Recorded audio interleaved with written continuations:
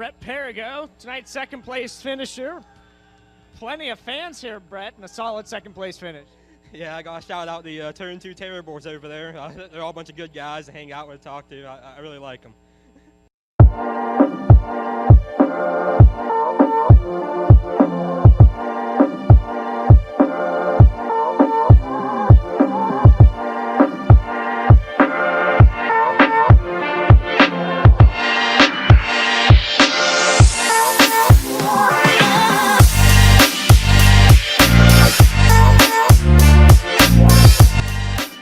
How are you doing tonight, man? Hey, I'm talking here. You know who you're talking to? Macho Man! I'm on my way to Monday Night Raw.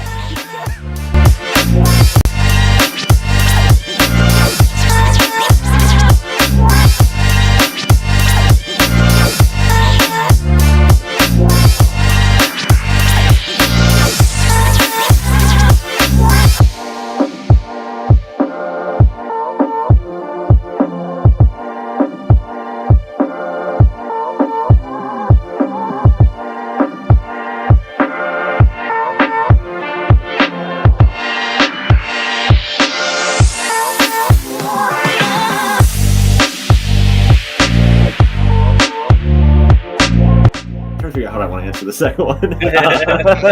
Your choice. It's a trap. I feel like it is. I feel like he's setting up fights in the front stretch is what he's trying to do.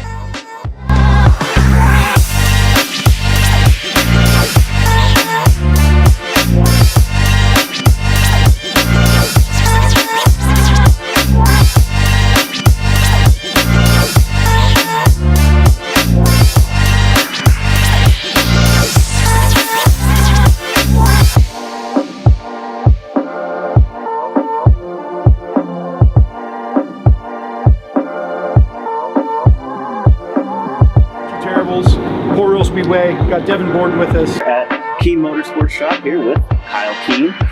Sitting here with Sean Keen. We're going to talk a little bit about racing history. Yep.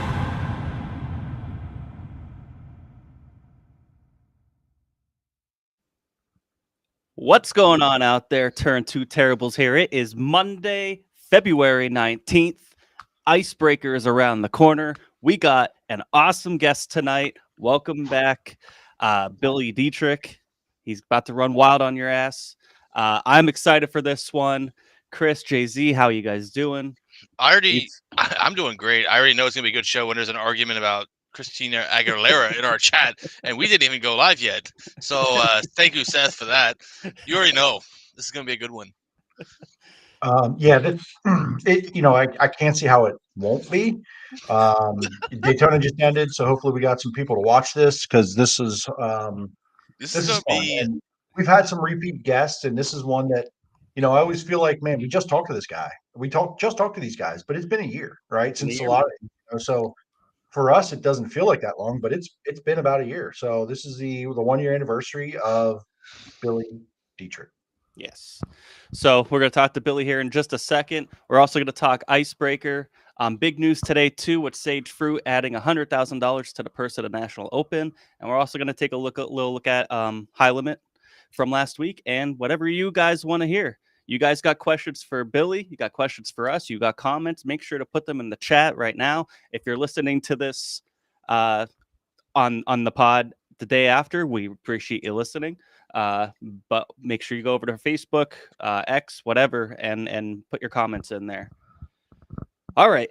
Without further ado, let's welcome our very, very special guest, Wild Billy Dietrich. Billy, thank you for joining us. What's up, brothers? Hawksters coming to the Turn 2 Terribles. All right. So I have to ask, because about 2 to 3, 4 weeks ago, I'm listening. Go ahead.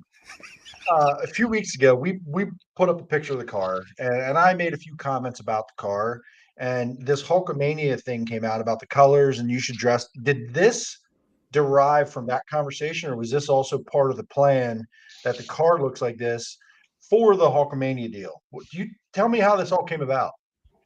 Well, let's see here. The car thing. I'm just gonna say it's kind of weird to talk like myself, but I'm really looking like the Hulkster here. My mustache is moving out a little bit on me. I couldn't tell a great. difference. I couldn't tell a difference between what I see you at the track and. I could see why you would want to wear that after the show for some other reason. To be honest. No, back to the question.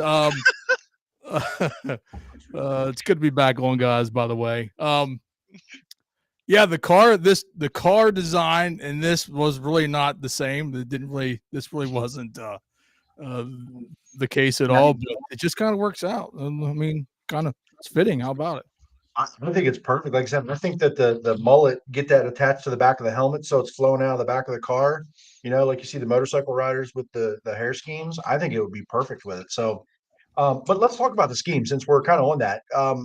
What was the idea behind it this year? Did you just kind of throw some colors at the wall and on some sort of prototypes and say, I like it? Or was there what was the thought behind the change? Well, the original thought was the red frame was my idea, just because of change it up a little bit, go with something a little different there, and then from there the yellow and the rest of the design that's kind of was Heather's vision, and my vision was a little different than that, but this was way better. So mine was kind of like an old school design with some old school numbers and what have you, but it just wasn't working right. So Heather decided, she'd had her twist on all this, which was good. And we got a banging car. It really pops. It does. I can't wait to see it in person, to be honest, because I've heard people like you took that photo there that we saw, and then people took pictures of it in person, and it looks a little different, right? The colors are just a slightly different than what we see. So I'm excited to see it in person. Speaking of, we're a week away. Have we fired the car yet? We haven't fired the car. We're going to do that this week. It obviously the weather's been like okay, but Danny's been in Florida. Danny helps me with firing the car. He pushes me and we fired up there at the shop. So probably Wednesday or Thursday we'll get the thing fired up and just make sure everything's good and be ready to rock and roll for. I'm going to predict Sunday. I think Saturday's going to be out. It's going to be too cold. Yeah. Based on what I saw, I agree. I think the same. I think Saturday is going to be pushing it as far as temperatures and potentially weather, but Sunday looks viable for what they call an icebreaker. So I think you never know though as we get there. So talk about your off season a little bit. Obviously, you got through the end of the year, back down to your number 8, the family car. How did the off season go? Baby. I see light. How did the off season go? And I just put it on my Hulkster shirt. I can't drink with my mustache. I'm just not feeling like myself tonight. I think you're too strong for the can. I think that's what it was. You think that's what it is? Yeah, I think so. Yeah, you might be right. I don't know. I'm just not feeling it tonight, guys. Man, it just ain't working for me. I might have to make a change here. Oh, change. Uh-oh. He's going through changes, boys. Uh-oh. Rip off. Right off. Oh, man. There it is. There's the 24-inch pythons coming at you. We did have a question from Nate. My question is, who did he get the jacket from? Well, I own the jacket. So, yeah. So, this is probably what everybody really wants to see. Just what Nate wants to. Where's he mean this jacket? Oh, yeah. Oh, a double wardrobe. He just switchbladed us. There it is. Oh man, he's got to get to Monday Night Raw. I think he's got 40 minutes. We're almost there. Almost there. Are you? Yeah. Okay, so, there we go. I'm feeling a little better here. One more. I just gotta snap into this Slim Jim real quick. All right, I'm ready. Oh my God. Okay, so so I think he's our first and only guest to bring props onto the show. We're gonna come back to all of this at some point before we leave tonight. But go ahead, Jeremy. Okay, obviously an avid wrestling fan. No one has that shit on hand if you're not. Not really. I never really watched wrestling. He's never heard of her. He never watched it. He was involved. He was wrestling. He was actually wrestling. What's wrestling? He's in character development. Well, let's get into that for a second. I don't watch it, but everything I see is The Rock becoming heel, and he was at Daytona 500. Are you keeping up with this? Is The Rock being a heel a good thing, or what's the deal? Is it weird? It's a little weird. To be honest with you, I'm thinking The Rock was never like the heel. It was once The Rock showed up, and it was kind of Stone Cold was kind of came a bit of a heel, and then of course you had Triple H. I don't know how they're going to recreate The Rock. It's not the same Rock, right? I mean, No, like it's not the same. the Attitude Era is gone, but Yeah. it'll be interesting to see how it all plays out for sure. Like I don't know. I watched the press conference and things that kind of went viral and what was happening on the show, whatever. And I'm kind of like, okay, he's upset, but I didn't understand he went heel. And I'm like, how long did that take before people started to realize he was not the good side? Did it take a week or two and people went, oh shit, he's a bad guy now? How does that development work? I wonder. But anyway, what did that say?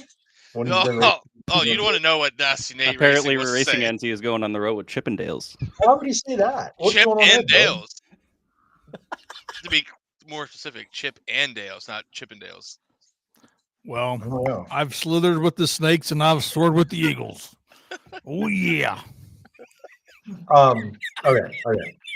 Talk about the end of your season and off season, man. What was the program? What'd you really work on this off season? What were some things you really wanted to get right for 2024, if anything? Well, we did a lot of changing this off season. We got a brand new chassis, which was kind of overdue. Changing our motor program, which was again overdue. Probably one of the problems with our current situation is, we just don't race a whole lot in the 8 car. So, for example, if you have, let's just say you have a motor and it doesn't perform the way you want it to perform, well, you're not just going to take it back and get it rebuilt, waste all that money. So you're going to have to run it out. So that's kind of where we were last year. We kind of had some things we were working on. It just didn't work out, but then we were kind of stuck with that stuff for the whole season just because, to lap the stuff out. And, at the end of the year, we were able to lap some of that stuff out. So we got motor program. We're definitely tuning that up. We're adding a motor to our fleet. Let's just say we got a spare car, which we haven't had that in a while, but new car, better motors.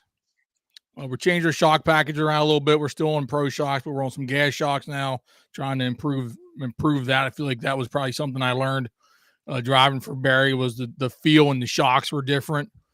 And, same team, same crew. So that's good. And we're pretty much, I think we're about ready. I'd say we're 95% ready. We get the car fired up, like I said earlier, and just normal, what I would call routine week to week stuff, like doing tires and whatnot, just to button it all up. And then I'm excited for 2024. Yeah, I think kind of looking through your year, there were some races you led some laps, you ran up front a lot this past season, and you were like right there, right? And was last season the most laps you ran in a season in a long time, combined with both cars? Yeah, so that would be the most, I would say, since I moved back to the 410s in 20, whatever year that was, 14 or whatever year. When I quit running 358s, we kind of scaled down to just Lincoln and Baps and a couple select shows from there. And then, but we never ran obviously as much as we did this past year with driving the 12 car. So yeah, that helped a lot too, just being in the car and feeling things, and didn't have the results we wanted for sure, really, in either car. But, with that being said, we did learn a lot. I learned a lot with some of that stuff, like I'm saying, like the motor stuff. And I'm looking to definitely carry some of that knowledge into next year or this coming season and improve on where we've been with the 8 car, and hopefully, surpass that. So with laps and learning, like I said, I watched you more this past year, probably than most years closer. And some of those nights it was like, hey, it was a little bit of struggle catching up. Some of the nights you were, playing from in front and just couldn't quite close the deal. Do you think the motor program held you back on some of those nights where you're running inside the top five at, at Lincoln with some of the heavy hitters? Do you think the motor program, or was it a little bit of everything?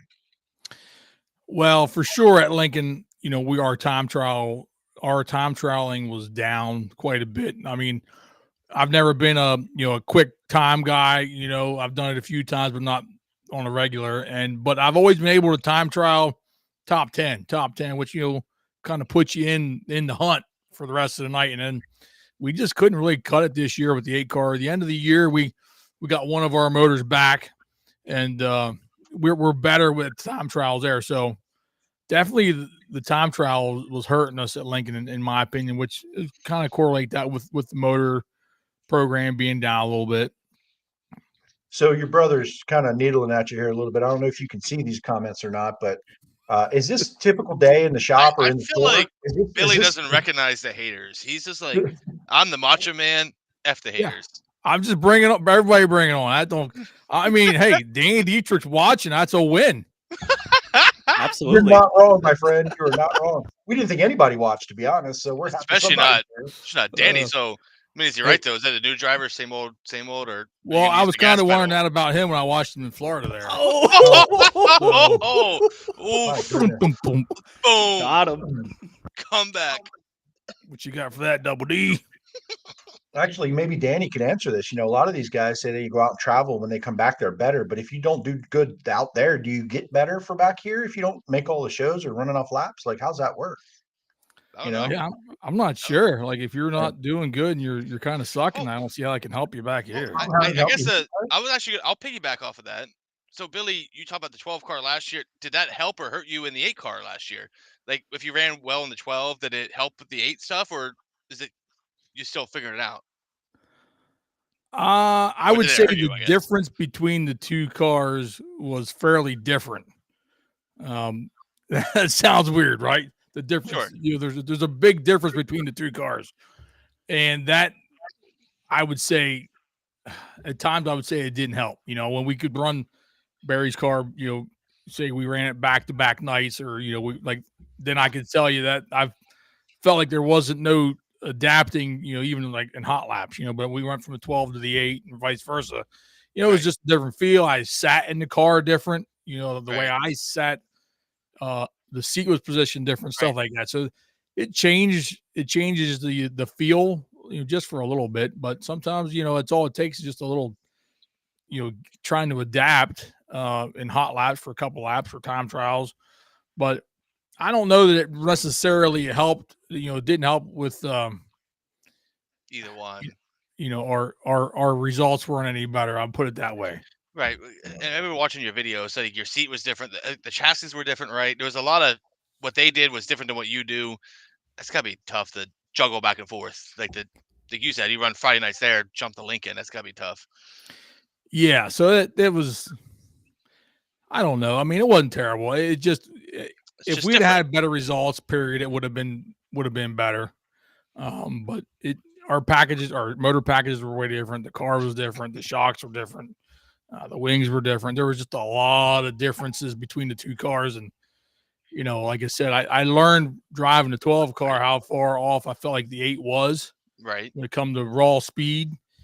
And that's, that was an eye opener for me, just to see, Barry had a really fast car, time trial well and what have you. So that was an eye opener for me, but that's what led me in the direction where we're at now to try. That's where I was going to go. Yeah, doing that led you to making the moves you had to do for your own program to make it really good for 24. And that's where I was going to go with it. So, So would you feel like that comfortability was harder from the 8 up to the 12 on a Friday night, or did you struggle at all from when you Friday night get out of the 12, go back to the 8, and hot laps were weird? Were you quicker to be comfortable in yours because you've been doing that for so long, or was it every Friday night it was like, okay, I need a couple laps, or you never quite got there? Is that a fair statement, or was it kind of equal both ways, either way? I would say it was kind of equal. I mean, at first it was definitely, more so along the lines of the 12 car and, trying to get comfortable the first, it felt like the first month really. And then once we got all the little bugs worked out, whether it be the throttle, the brakes, moving the seat around, I was so used to my car, the Maxim, the way the seat was in there, the A's back, which gives you more room front to rear. But once I got more comfortable in the 12, I don't know.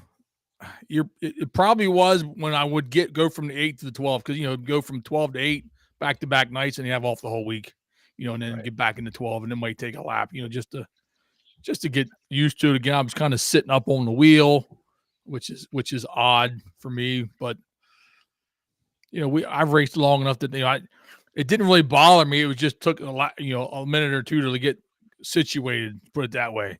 Yeah. Right. Watched one of your videos middle of the season last season. I can't remember exactly which one. So there we go. I love that. There, put that comment up there. Macho Man is gonna make macho moves. Wait, what? The Macho Man is gonna macho moves this year. Gonna send it. Oh yeah, I love it. Oh yeah. All right. Start Sunday or Saturday this weekend sometime. Anyway. Oh yeah, Double D's getting in the WWF mood here. Love it. Getting good. Gonna make Oh, there you Macho go. Man moves. Make macho moves. That makes some more sense. I thought maybe he was drinking when I was. He's having. probably in the Patron already. It's fine. Everything good.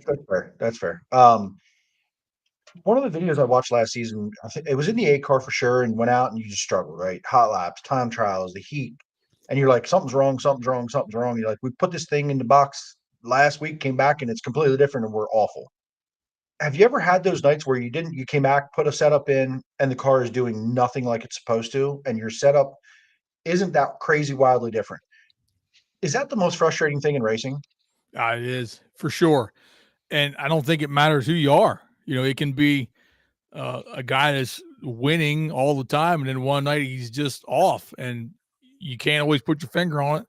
A lot of times we hear that it's the tire. Maybe you get and Danny's a good one. We talk about all the time. He might even say, well, I had a bad tire. I think I just had a tire. It wasn't, just wasn't right, or a bad set of tires, which kind of sounds weird. This isn't NASCAR, but I think there's a lot to that. There are times where, you face it. Let's just face it. You run the same tracks week after week. So you have you stay in your box, and then in 1 week you're just, you do the same thing, and you're 3/10 off, or who knows what, and it is frustrating because you can't always put your finger on it. And it's hard to find a problem when you don't really, know where to look for a problem.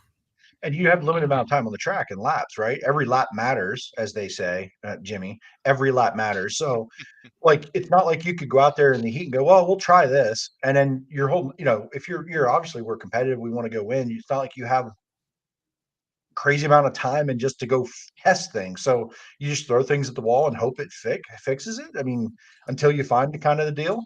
I guess, here's the problem, like we kind of touched on earlier, like your night starts out, from the first green flag. And then if you get behind it all, just like you were saying about how it took me to get comfortable some nights, all it takes is being behind a little bit, and you may be behind the rest of the night. So it's hard to, you throw things out, you're trying to figure it out, but it feels like once even if you qualify through your heat and you miss the invert, next thing you know, you're starting, 15th. Well, that's a big mountain to try and, climb to get, to think you're gonna have a shot at winning, you know what I mean? And then, or, get to the top 5, something like that. Cause it's just, everybody's so competitive and so close in times and speed that you really can't afford to give up anything at any time and think you're going to have a reasonable shot of a good win, winning or a good run. Yeah. There's a comment here, the most recent one, that says Freddie doesn't have that problem. And Jeff, I don't know if you were a fan in 2023 for the first year ever, but if we look back in history, there were many nights Freddie wouldn't transfer out of the heat, wouldn't see main. So that's absolutely false, and it happens. Or when the Outlaws come to town. Interesting stat though, Billy Bryan, big time sportsman guy, shameless plug here, has the same number of World Outlaw wins as Freddie Raymer. Billy Bryan won his in 1990 at Lincoln Speedway. So take that for what it's worth there, fella. He has a lot of off nights. And I understand the 2023 that Freddie had was a phenomenal season for anybody in any division. But if we look back at history, they really got that program improved a ton for this past season. Years past, there were nights, right? We've seen plenty of those nights where redraw because of point standings start 7th Oh, and 8th, man. finish 7th and 8th. So It's getting ready to get we got real. another costume change. We're going back. We're going to Wild Bill here. so it's gonna be the Undertaker. You know, it's getting serious. We're getting Time to go serious now. racing. Yeah. He's ready to lay the law down on you haters out Let's there, go. especially his own brother. So while you're another costume change, we don't have commercials here, folks. We just do this live. This So is it. Good. We don't know. what We're is good. your Billy does for- what he wants in this show. He knows. He owns this place. obviously 2023, right? The 12 car got you some opportunity to run some laps at Williams Grove. 8 car was Lincoln and Baps for the most part.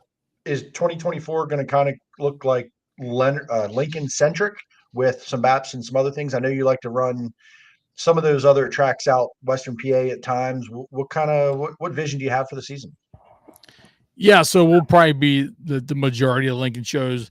We did put our schedule out there, and it has a lot of different races on it. And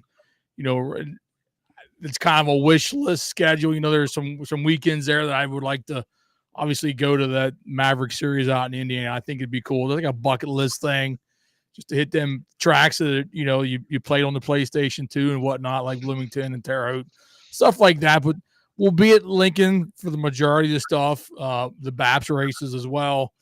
I'm going to plan on hitting the Grove as much as we can. We're going to try and, work our schedule, not just my schedule as the race team, but the crew's schedule also. The crew's got to be able to attend the race and help get the car turned around for the next night. And then Port Royal, I'd really like to get up there and race some, and that kind of goes back to our earlier question about the motors.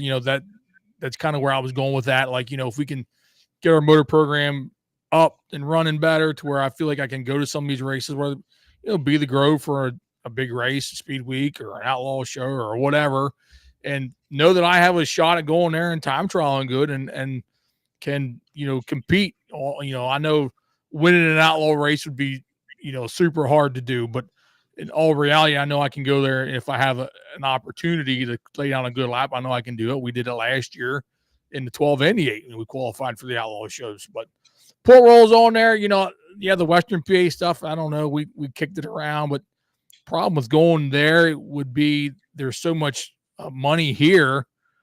Them weekends is you go out there and race, or you stay here and race for $8,000 at Lincoln or $8,000 at the Grove, $10,000 at Lincoln, stuff like that. So we'll see how it all shakes out. We were just talking about this the other night. We just got to get racing and see where we fall. Where we line up with everything. Yeah, I really like the schedule announcement when you put that out. It said we're going to go wherever the hell we want to, but here's something for you to look at. But we're going to go and do whatever the hell we want. I love it. Changes Billy's fault. But you're not tied in any of that stuff. And yeah, would it be great to contend for a points championship somewhere if you got there? But like you said, there's many times racers have done that over the years where they have a plan going in, and either things go right or wrong, and they just go, screw it, we're going to go do this, or we're going to run for points, right? I think, was that Lance one year? Maybe they weren't planning on running for a championship somewhere, and then all of a sudden it was like, well, shit. 2020, they won early. COVID happened. He was going for his 100th win, and by the time they got the 100th, he had a points lead. You might as well finish the deal out. It's all out. It's all time trial shows from there on, anyway. So yeah, we don't typically race for points anywhere, just because we did last year for the BAPS. We they had a nice point fund, so kudos to them guys. And RV or 4-wheel drive RV off road. I'm probably messing that up, but they sponsored They sponsored both of them. They sponsored the point fund, which was a very generous point fund for a 10 race series. So we supported that, but typically we don't race for points at Lincoln or anywhere else, just because if we don't want to go, if we want to go somewhere else, we just go.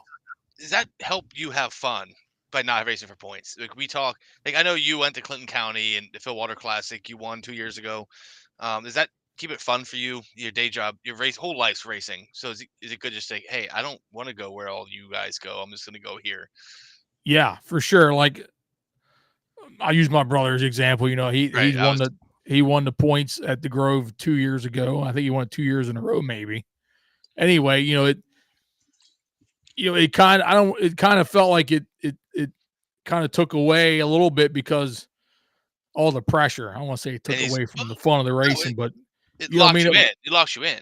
Yeah, he was locked in. It was a lot of pressure, and it's a lot of pressure for everybody. Right. I mean, I raced for points before, and 358 days, which was obviously different, but it's kind of the same. I mean, we'd have a lot of cars and we'd race, and me and Danny, we'd all race for points. We wouldn't miss the show. But at the end of the year, or even throughout the year, it kind of, there are nights where maybe you shouldn't be racing. Your car maybe ain't right, or you crashed, and you're doing things that half-assed, let's just say, just to get back out there. And I don't know. I feel better that I don't have that pressure or expectation to do that. If we're having a bad night, we can roll it in the box and don't have to, wonder how's it going to affect us. Right. Stuff breaks. You're like, you know what? I'm pissed off. We're not going. Whatever. We're just going to stay home and do whatever. So go back.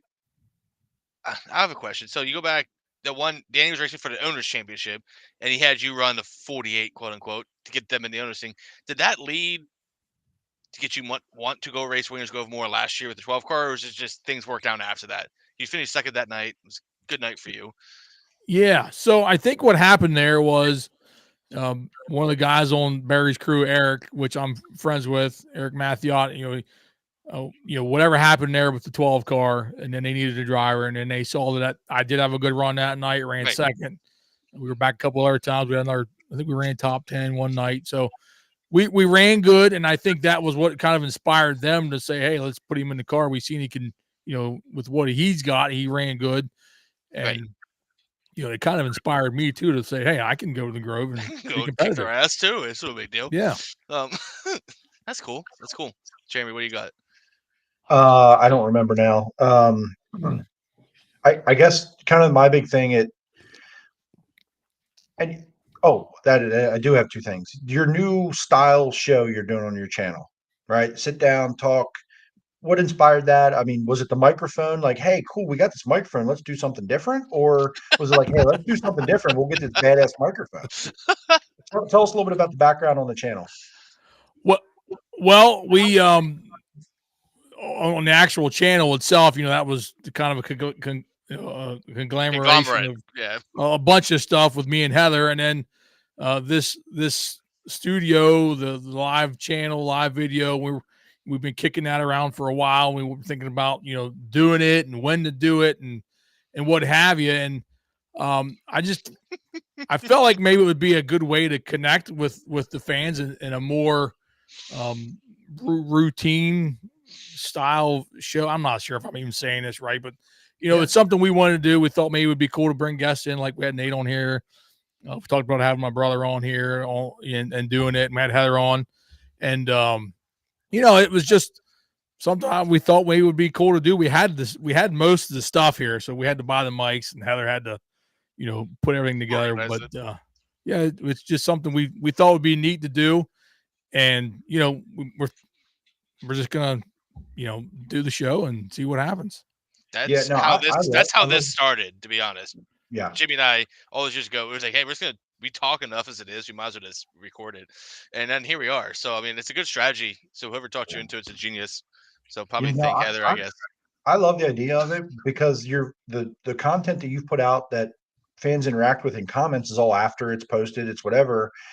But really what you want is the interaction for your fans to be able to have access to you in any time, right? Not just at the racetrack where they don't get a pit pass. They see you as this person over here, but when do they get a chance to do that, right? They could message you on Facebook. You're not around. It's a different format. And I think if you have a following, to just start it up from nothing, if you never did a show anywhere and they don't know you and you started it, you'd be like, how can nobody here? Like, what's going on? So I think it almost worked out in the style that you've done. You built that following on the page that way, and now you can do that live interaction. And I think there's a place for it. I think that's why we have 3 or 4 people watching, and I think that there's other shows like this out there that are succeeding because our local fans are just so passionate that there's not enough of it to go around, all year round, whether it's live, recorded, or whatever. So great job, by the way. Nice job on it all. Looks good. Camera looks good. I like the wing panel thing. It's like kind of what I wanted to do, but I'm lazy and didn't hang them up. So, well, I don't want to say lazy, but you only have 2. He has. Well, you're not here, but it's pretty high tech, just so you know. It's pretty high tech. It's really high tech down here. Pretty high tech. Back to the show thing. I just want to say, like, we talked about, I agree 100% what you said. It was like, I was a race fan. I am a race fan. Like I enjoy all the content. I watch you guys' show all the, if I don't catch the whole thing on Monday, I watch it, later and watch it all the time. So people want to see that, see the racing stuff and whatever it might be they're interested in, because let's face it, a lot of this content's better than any other content they're going to find on television. So 100%. We're right. I mean, it's 100% accurate. Like, I mean, if I look for sprint car stuff, I go to Dirt Tracker, and beyond that, it's kind of just taking what's on Flow or Dirt Vision or just talking to each other. That's what we had. So this way is, I think, better. So it's fun. All right, I've got a fan question here from Chris Frank. Where's the weirdest place you've been recognized by a fan? Probably WrestleMania. Did anybody recognize you at the beach in that swimsuit you had on? Oh my gosh! You mean this one? Leave it to Chris. Oh, you mean Frank. that one? You mean this one? That's that one. That's a great picture. Thanks, Heather. Do you remember that picture? I mean, I remember everything about that day. So Heather was giving me, just give you a little backstory about not necessarily what I'm doing in that picture. We're not going to talk about that. We don't need to talk about But that. Valentine's Day, Heather, I posted some pictures of her, and then she posted some pictures of me, and I said, you ain't going to post that. Well, as we all see, she did. So. I guess very much did. What she's looking at you and saying is, you're gonna FA, you're gonna FO, and she posted it. Very much. Pretty so. much. Okay. Yeah, exactly. Not wrong. I want to get to some of the off-season topics of the off-season. I guess if that's even they're saying. But there's been a lot of news this year. We thought last year was packed full of news with driver changes and this and that, and we had a new tire going into the season, and there was a lot going on. I feel like in the off season, maybe we're just paying attention more. I don't know, but I feel like there's been even more shit, good or bad, high limit, right? The announcement of all that, driver rosters. But let's talk about a local one, the big one, the only one that everyone's talked about. And you may have talked about on your show, but I want to get your thoughts on here. The digital flag thing at Lincoln. What are your thoughts? I don't know. I got a little bit of mixed feeling about it. The kid in me would say, or the fan in me would say, I don't like it because of the fact that there's not going to be a flagman there. I feel like that is a part where the fans can connect with some part of the event, whether it be a kid in the grandstands holding flag. I tell you, my little brother Danny, he used to have a whole flag set, and he used to sit there and he used to flag the races. And I know there's kids there that do that now. So that part of it is, I don't like it. I don't like the fact that that's going away. That that you're gonna. How do you replace that human interaction with a board? On the flip side, I guess I can kind of get it. Maybe if they're trying to look at the safety aspect of it, if they're looking at whether it's monetarily, they're trying to save money, whether it be the flagman himself or insurance. I don't know the whole story.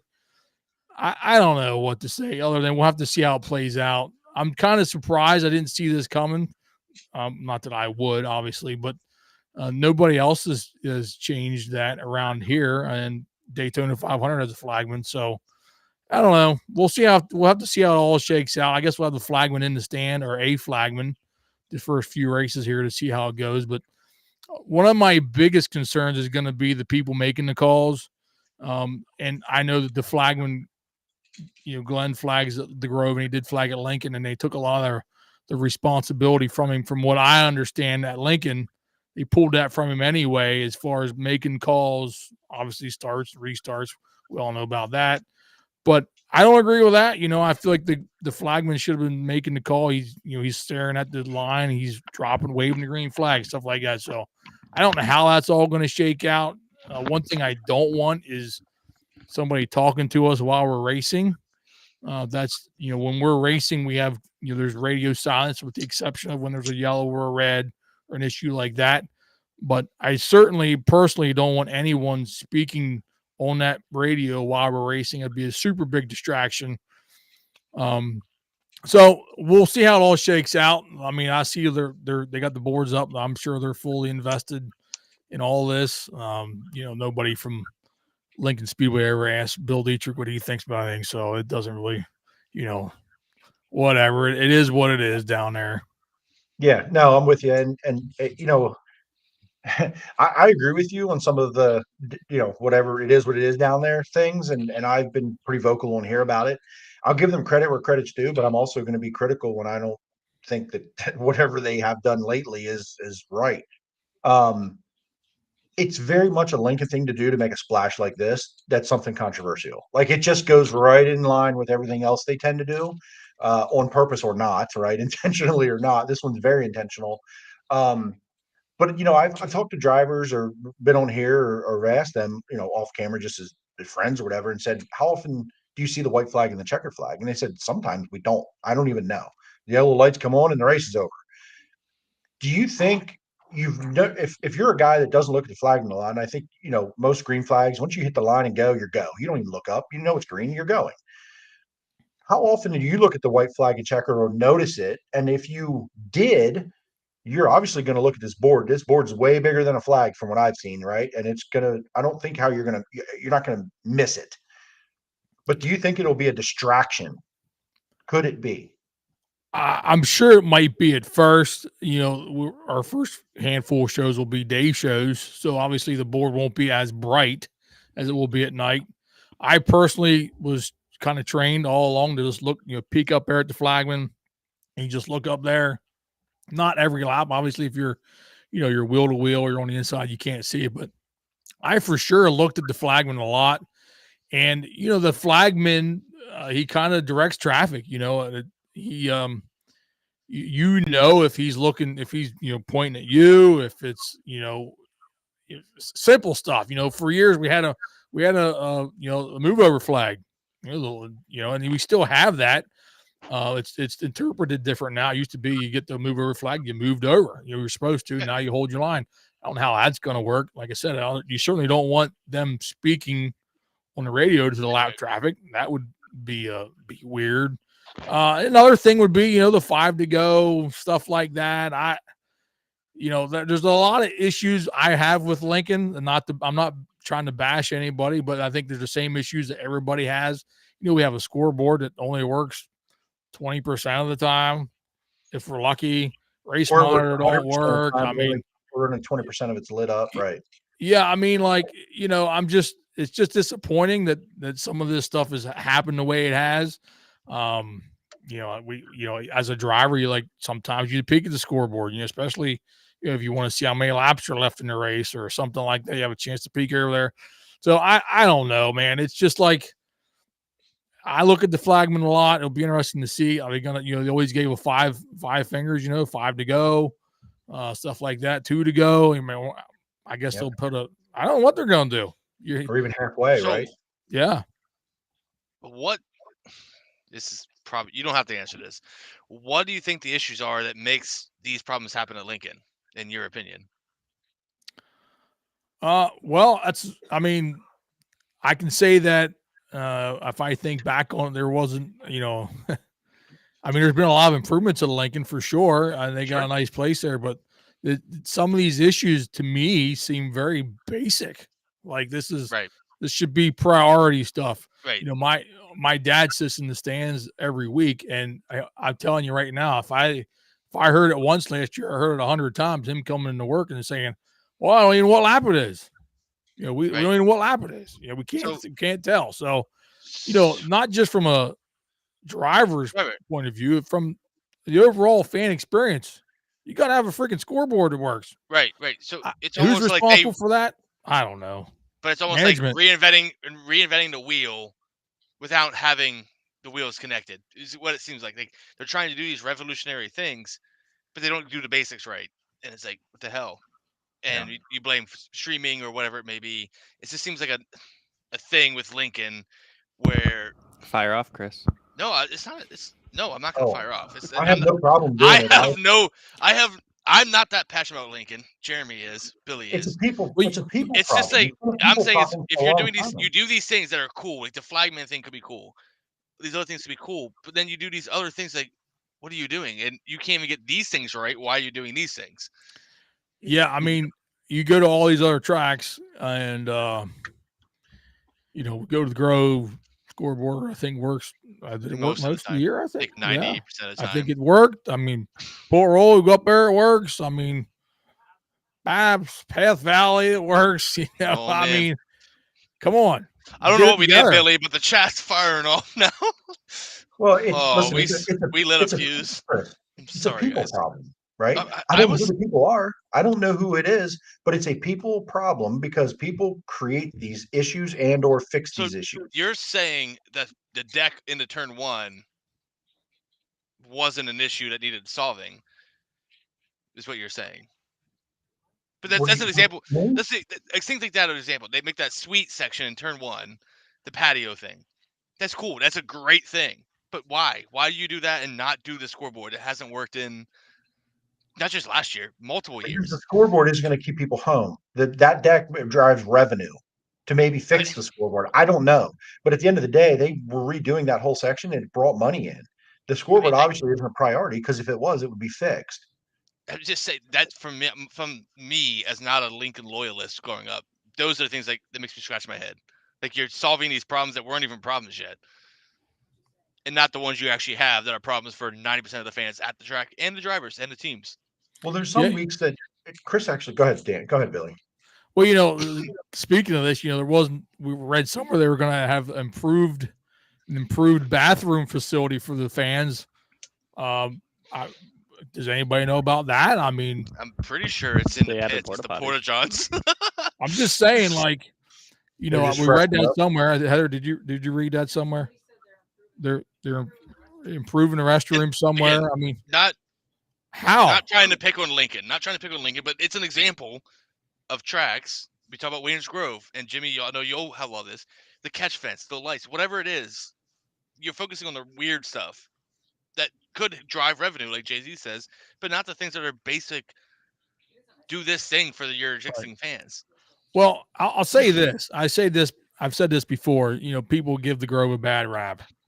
The next thing. I feel like the Grove was the first. If you think back on it, yeah, I know the racing sometimes is lackluster. Maybe that's a lot of that could be track prep. That's how I see it. But the facility itself, they got rid of the Porta Johns in the infield. You got a bathroom in there for the infield and the pit area. Didn't have that, years ago. We all had the Porta Johns, aluminum bleachers, nice lighting. As a race car driver, the place is lit well, scoreboard, so on and so forth. Lincoln has a great facility as well. I mean, they make improvements all the time. The black top, not just for the pits, but for the fans. Many, many, many things. But what concerns me is overall in racing is, you look at the grandstands at Lincoln, there's less people in the grandstands all the time. Mm-hmm. I would assume that if you were trying to attract or not lose people, the things that are going to be important to the spectator is the interaction with it could be the flagman, let's just use that example, or the scoreboard.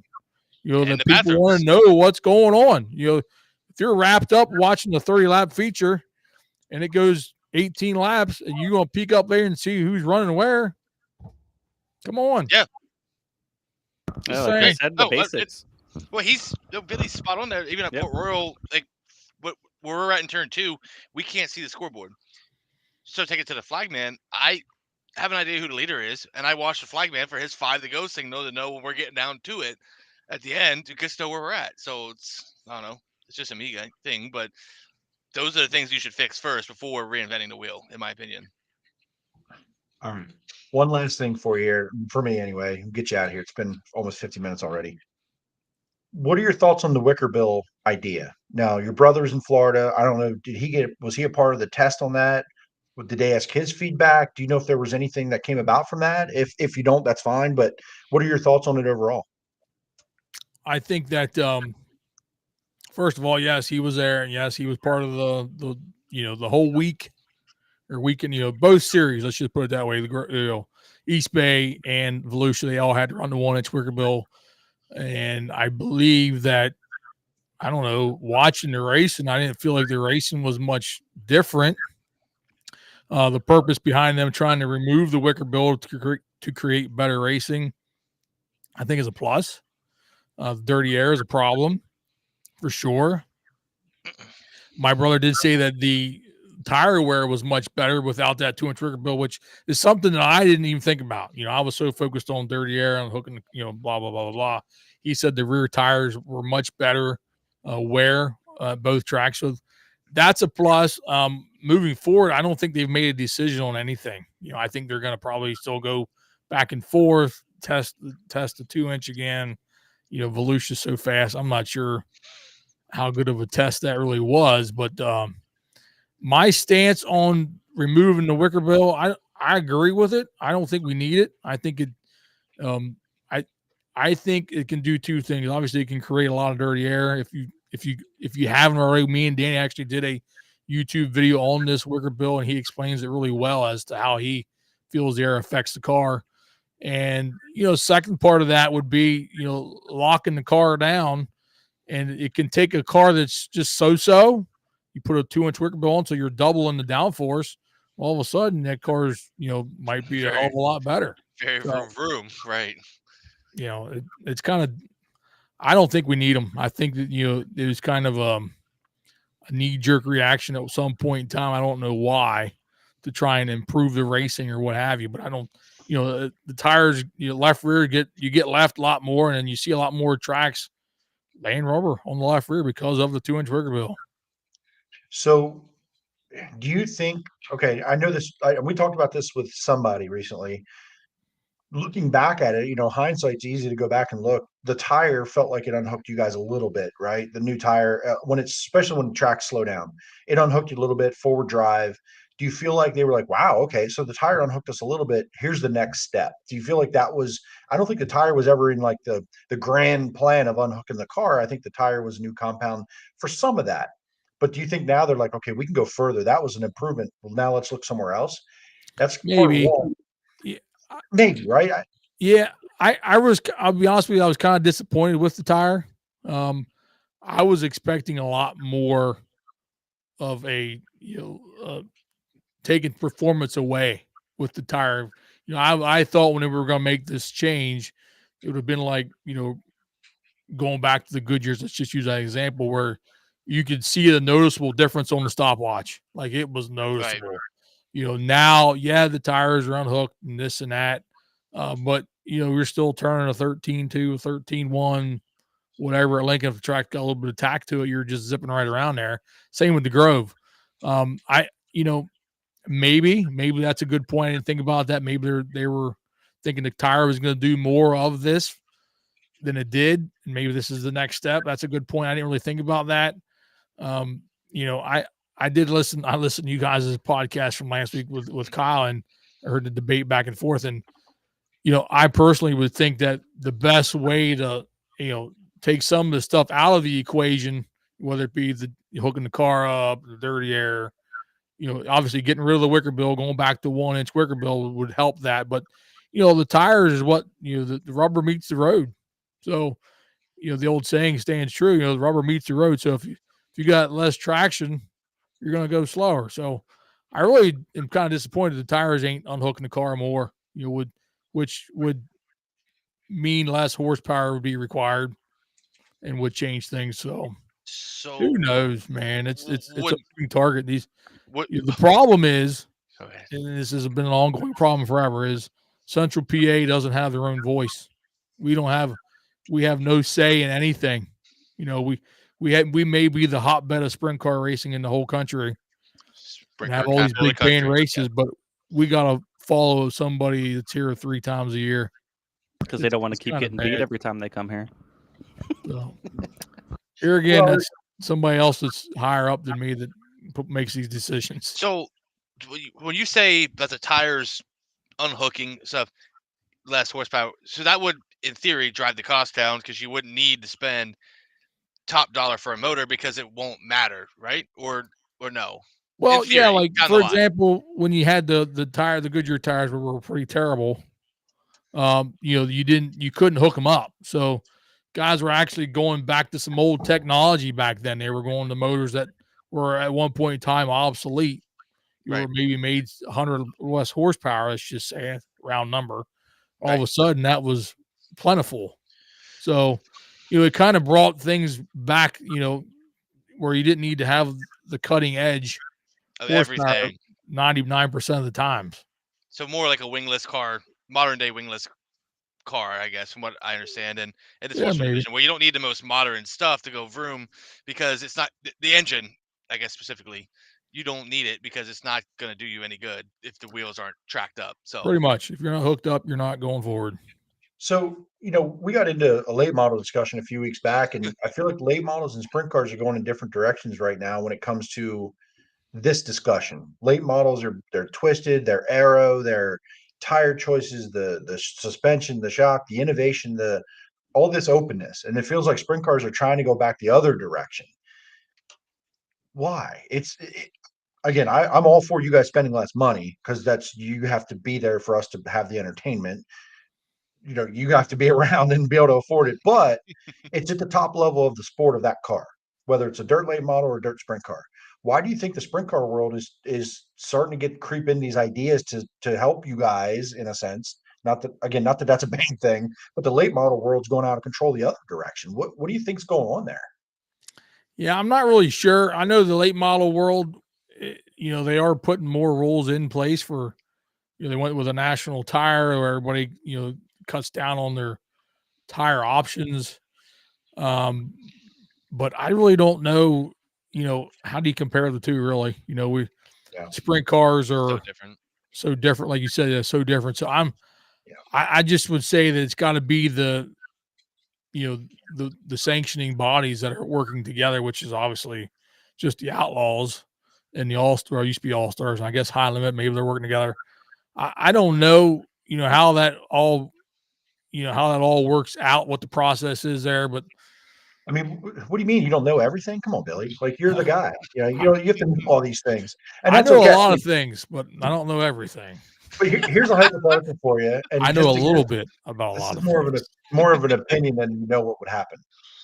Like we talked about, you were just talking about the Outlaws have sort of been like the governing body without being the governing body, right? They create a rule, everything follows, so our guys don't have to, or so that they can all race together. What if High Limit develops something that says, you want to race with us, you have to do X? What happens then? I think it depends on what X is. If X comes to town, if High Limit comes to town, you're going to have this. If the Outlaws come to town, you're going to have that. Could you see that being a fragmentation in the sprint car world, similar to 9 late model divisions, 37 street stock divisions, and you can't run this frame and that control arm and this thing and that thing to go local to local? What would happen? Like, what do you think? I think if they did that, they would just be, that would be the end of said series. They can't survive without everybody else.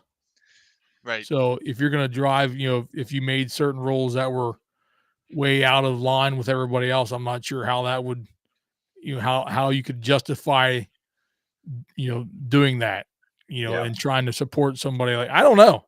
I've never really thought about, that in that context, because I don't think anybody would ever do that, just because I feel like everybody needs everybody in a sense, as far as these traveling groups, they need every region they can get to be successful. So if, they got to try and stay in line with all the regions, because who wants to show up to a racetrack and watch, 12 cars or however many cars they got? That's going to be boring.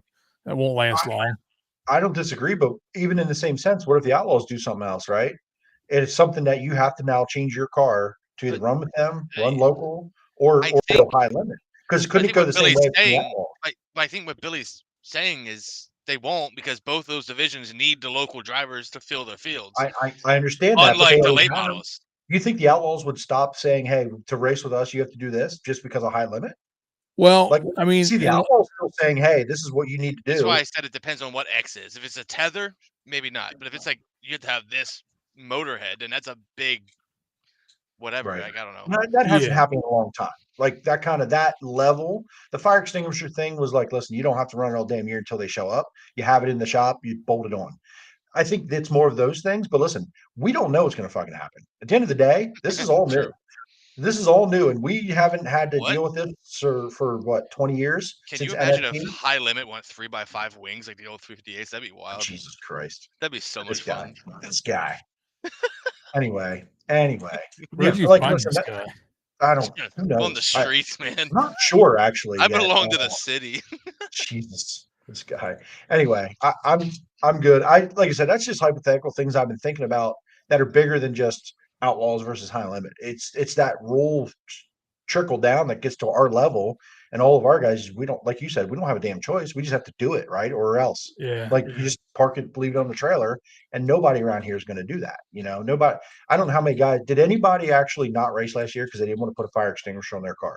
I'm sure there was a few. I'm Might sure. have been, right? Either didn't Yeah, want to. I'm sure there or just was. Didn't want to. But was it any competitive teams? No. Right. Right. Yeah. I mean, if you're there to race at a high level, you're going to be there. You're going to be there, Right. and you're going to do what's necessary. So I'm good. Any fan questions, Jimmy, that came up? Yeah, I it's all told Jimmy Billy here. long enough. I feel like Jay-Z and I took over. It's Jimmy time now, baby. Well, Bring it going on. back to what you guys were talking about with unhooking the car and everything. Let me try to find it. It was from Oh, Tyler. I did have that. That you said the 1-inch wicker bill to 2-inch doubles. It's a big increase in downforce.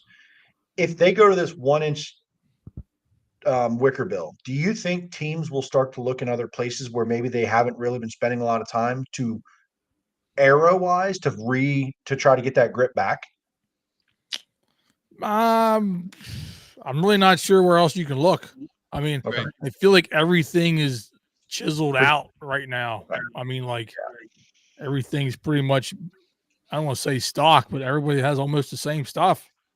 Maybe a little shock package here or there, but that's going to be more along the lines of personal preference than anything else. I've been feeling like, and I could be wrong on this because again, I'm just a fan and I watch, but I feel like I'm pretty observant. I feel like I've been seeing more and more guys getting their cars on the right rear a little more than the last bunch of years I remember seeing. If the 1-inch wicker bill becomes a thing, do you feel like we go back to sort of that look of guys trying to get the thing on their right rear tire more than ever? Or do you think they'll just figure it out with shocks or lower, like you said? Yeah, I mean the 2-inch wicker bill sits the car on the left rear harder inherently because you got more downforce pushing down. I mean, you probably will see some of that, but like I said, that might just be a matter of changing a bar or turn a weight here or there, or the shock could be a couple clicks on the shock just to try and guys will probably run the wings steeper, where maybe now they're not as steep because they already got the downforce.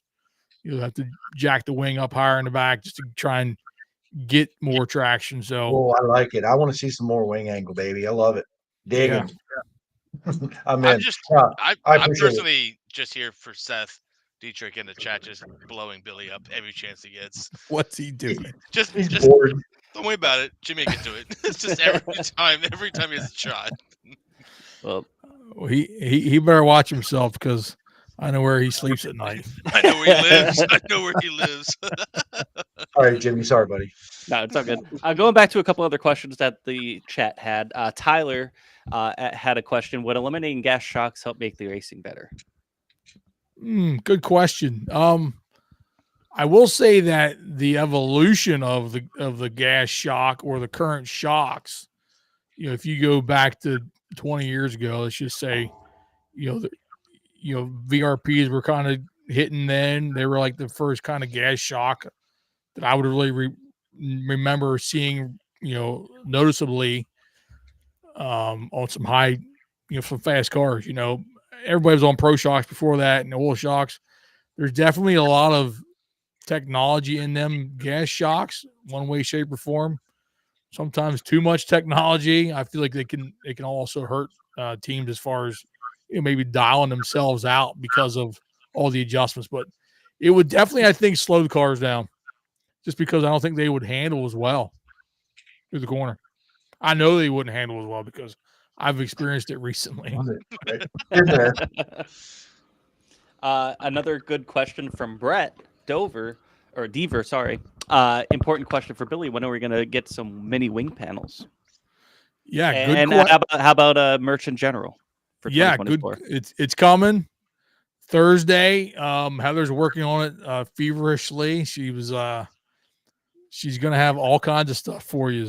Hats, wing panels. We're going to have a live video. We're going to have all kinds of stuff. This is going to be epic. So stay tuned Thursday. We should have it all Thursday. Cannot wait for that. BillyDietrich.com. The big question I have: if you go to Williams Grove, where will you set up your merch? Do you know yet? Oh, probably right near the pit entrance. Perfect. That's a perfect place. Okay. Perfect. Well, that was a whole cluster, wasn't it? I tell you. A little bit, huh? I actually used that as an example this weekend when talking to someone at Motorama about. Turns out that incident sent shockwaves through Central PA. It was the first domino to fall for all the craziness. Right. I mean, it was so bad. Billy, you guys taught us to help sell Brett Perigo sportsman merch to ask permission first before we went and took someone's spot. You know, that whole deal, I mean, we won't get into too many details, but like, I'm friends with Lance. Like, I talked to Lance, so there ain't nothing there. Yeah. Heather, and she did nothing wrong. We just we set up where nobody was at. We actually talked to Lance's wife, and she asked us to move down. So we moved down to where she, told us to go, which was not a problem. And then bang pow, everything went haywire there. And then, the rest is history. I don't know that had anything to do with the outcome a couple days later. Definitely, probably. We're saying it did. And Macho Man, when Macho Man talks, things happen. If it did, then I'm just going to say that it had nothing to do with us. In other words, it was already something going on. Had to be. Yeah. 100% it was. No, it definitely was definitely not you guys. It was just the way it worked out. I was like, oh, my two favorites are fighting. Coincidental. Very coincidental. Question I had for you, and you were in our chat, I think last week or the week before, talking about it a little bit, but since we have you here, the new tire penalty rule.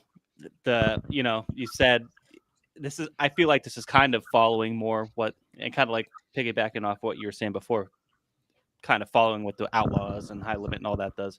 How do you feel about that, the tire penalty? Do you think they're actually going to use it? And do you think just your thoughts in general? I think it's great. I think that it's been long overdue, and it's kind of twofold for me. So even if, fear is a factor, right? So even if they test the tire, let's just say, and you get the results back and they're good. Just the fact that it could happen, I think, is a super plus. So kudos to everybody involved there. I like the idea of the money going towards the York County Racing Club and Eastern Museum Motor Racing, so on and so forth. There's definitely been, you guys hear it all. I know you guys do. I listen, rumors, this, that, what have you. If somebody all of a sudden isn't as fast as they were, blah, blah, blah, or maybe it'd be the other way around. Somebody's super fast, they're going to test their tire. We're going to take tire samples. So I think it's kudos to all them tracks for coming together. I wish they would all work together more on lots of different things. Yes. Don't stack races against each other. That's dumb. But the tire testing, by all means, test them all. Test them all. If you're running second this season and it's Danny or it's Chris Frank in front of you, who are you sliding dirtier to win that race? Well, probably Danny. I mean, you ought to throw a slide job at Danny once in a while. I mean, it'd be fun. This is a straight set for Jimmy. Just send it. I mean, just send it. I've gotten slid by Danny before. Never dirty. I mean, but we had some good races before slide jobs back in the day. I mean, it's been a while, but we had some fun. Plus, Chris Frank's a bug guy. He's a nice guy, right? Yeah. Chris says Frank. Hi to me. Love that guy. Hey, Chris Frank waxed my ass at Clinton County. There's a YouTube video of it. Check out Chris Frank on YouTube. I've heard about it. I've heard there's a T-shirt floating around with a rundown on it. Maybe I'm not sure. I No way. may have heard that, and I heard there's only 2 in existence. I He wouldn't wears side it all the Chris Frank. time. Just when wouldn't he's side that feeling guy down about himself, he puts that YouTube video on in the mornings. All of a sudden he's feeling better. Good times. We have a lot of fun. Great question. Definitely. Great question to finish out before we get your sponsor list here. One thing you could change in sprint car racing, what would it be? One thing I could change. Boy, that's a good question. There's a lot of things I would change. I don't even know. Wanna go with One top thing. 3 then? Here's one thing I would change Send them for all. sure. That I feel like all the Central PA tracks do. That would, if they made this change, I think it would be better for the fans. Because I'm gonna tell you guys, I'm all about the fans. Me and Heather we're working on some things too for some fan interaction coming up this year. I think people are gonna enjoy. So stay tuned for that. I think everybody's gonna have a good time with that. So will Nate. He'll be involved. Shout out to Nate. Just has his neck upgrade on. He's doing good. But anyway, Terrifying. I think that a couple things. These all kind of go together. Number one, the tracks should start a little earlier. I get Friday nights are hard to start early because it's Friday. But Saturday night tracks should start early. They should run the 410s last in the feature, open the gates. You know, I know it sucks 100%. because there are plenty of nights where Big we watch the moves. 358 race or what the support division. We're ready to get out of there.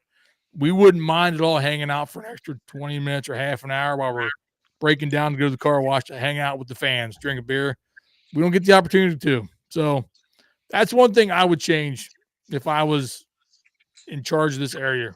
You know, open the pit gates up, let the fans come in, bring your kids into the pits after the races. None of this stuff between So time trials and heat race.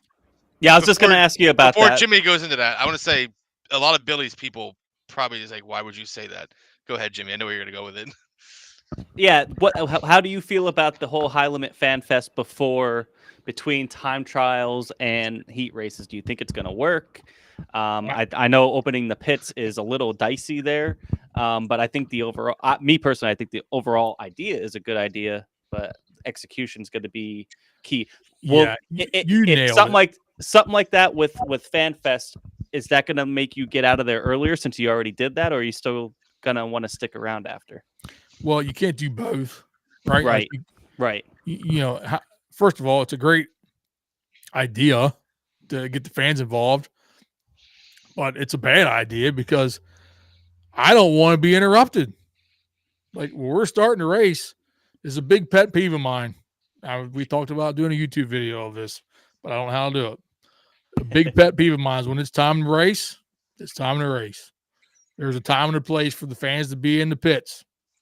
It's time and a place to race. Once that green flag drops in the first event, it's race mode for everybody in the pits.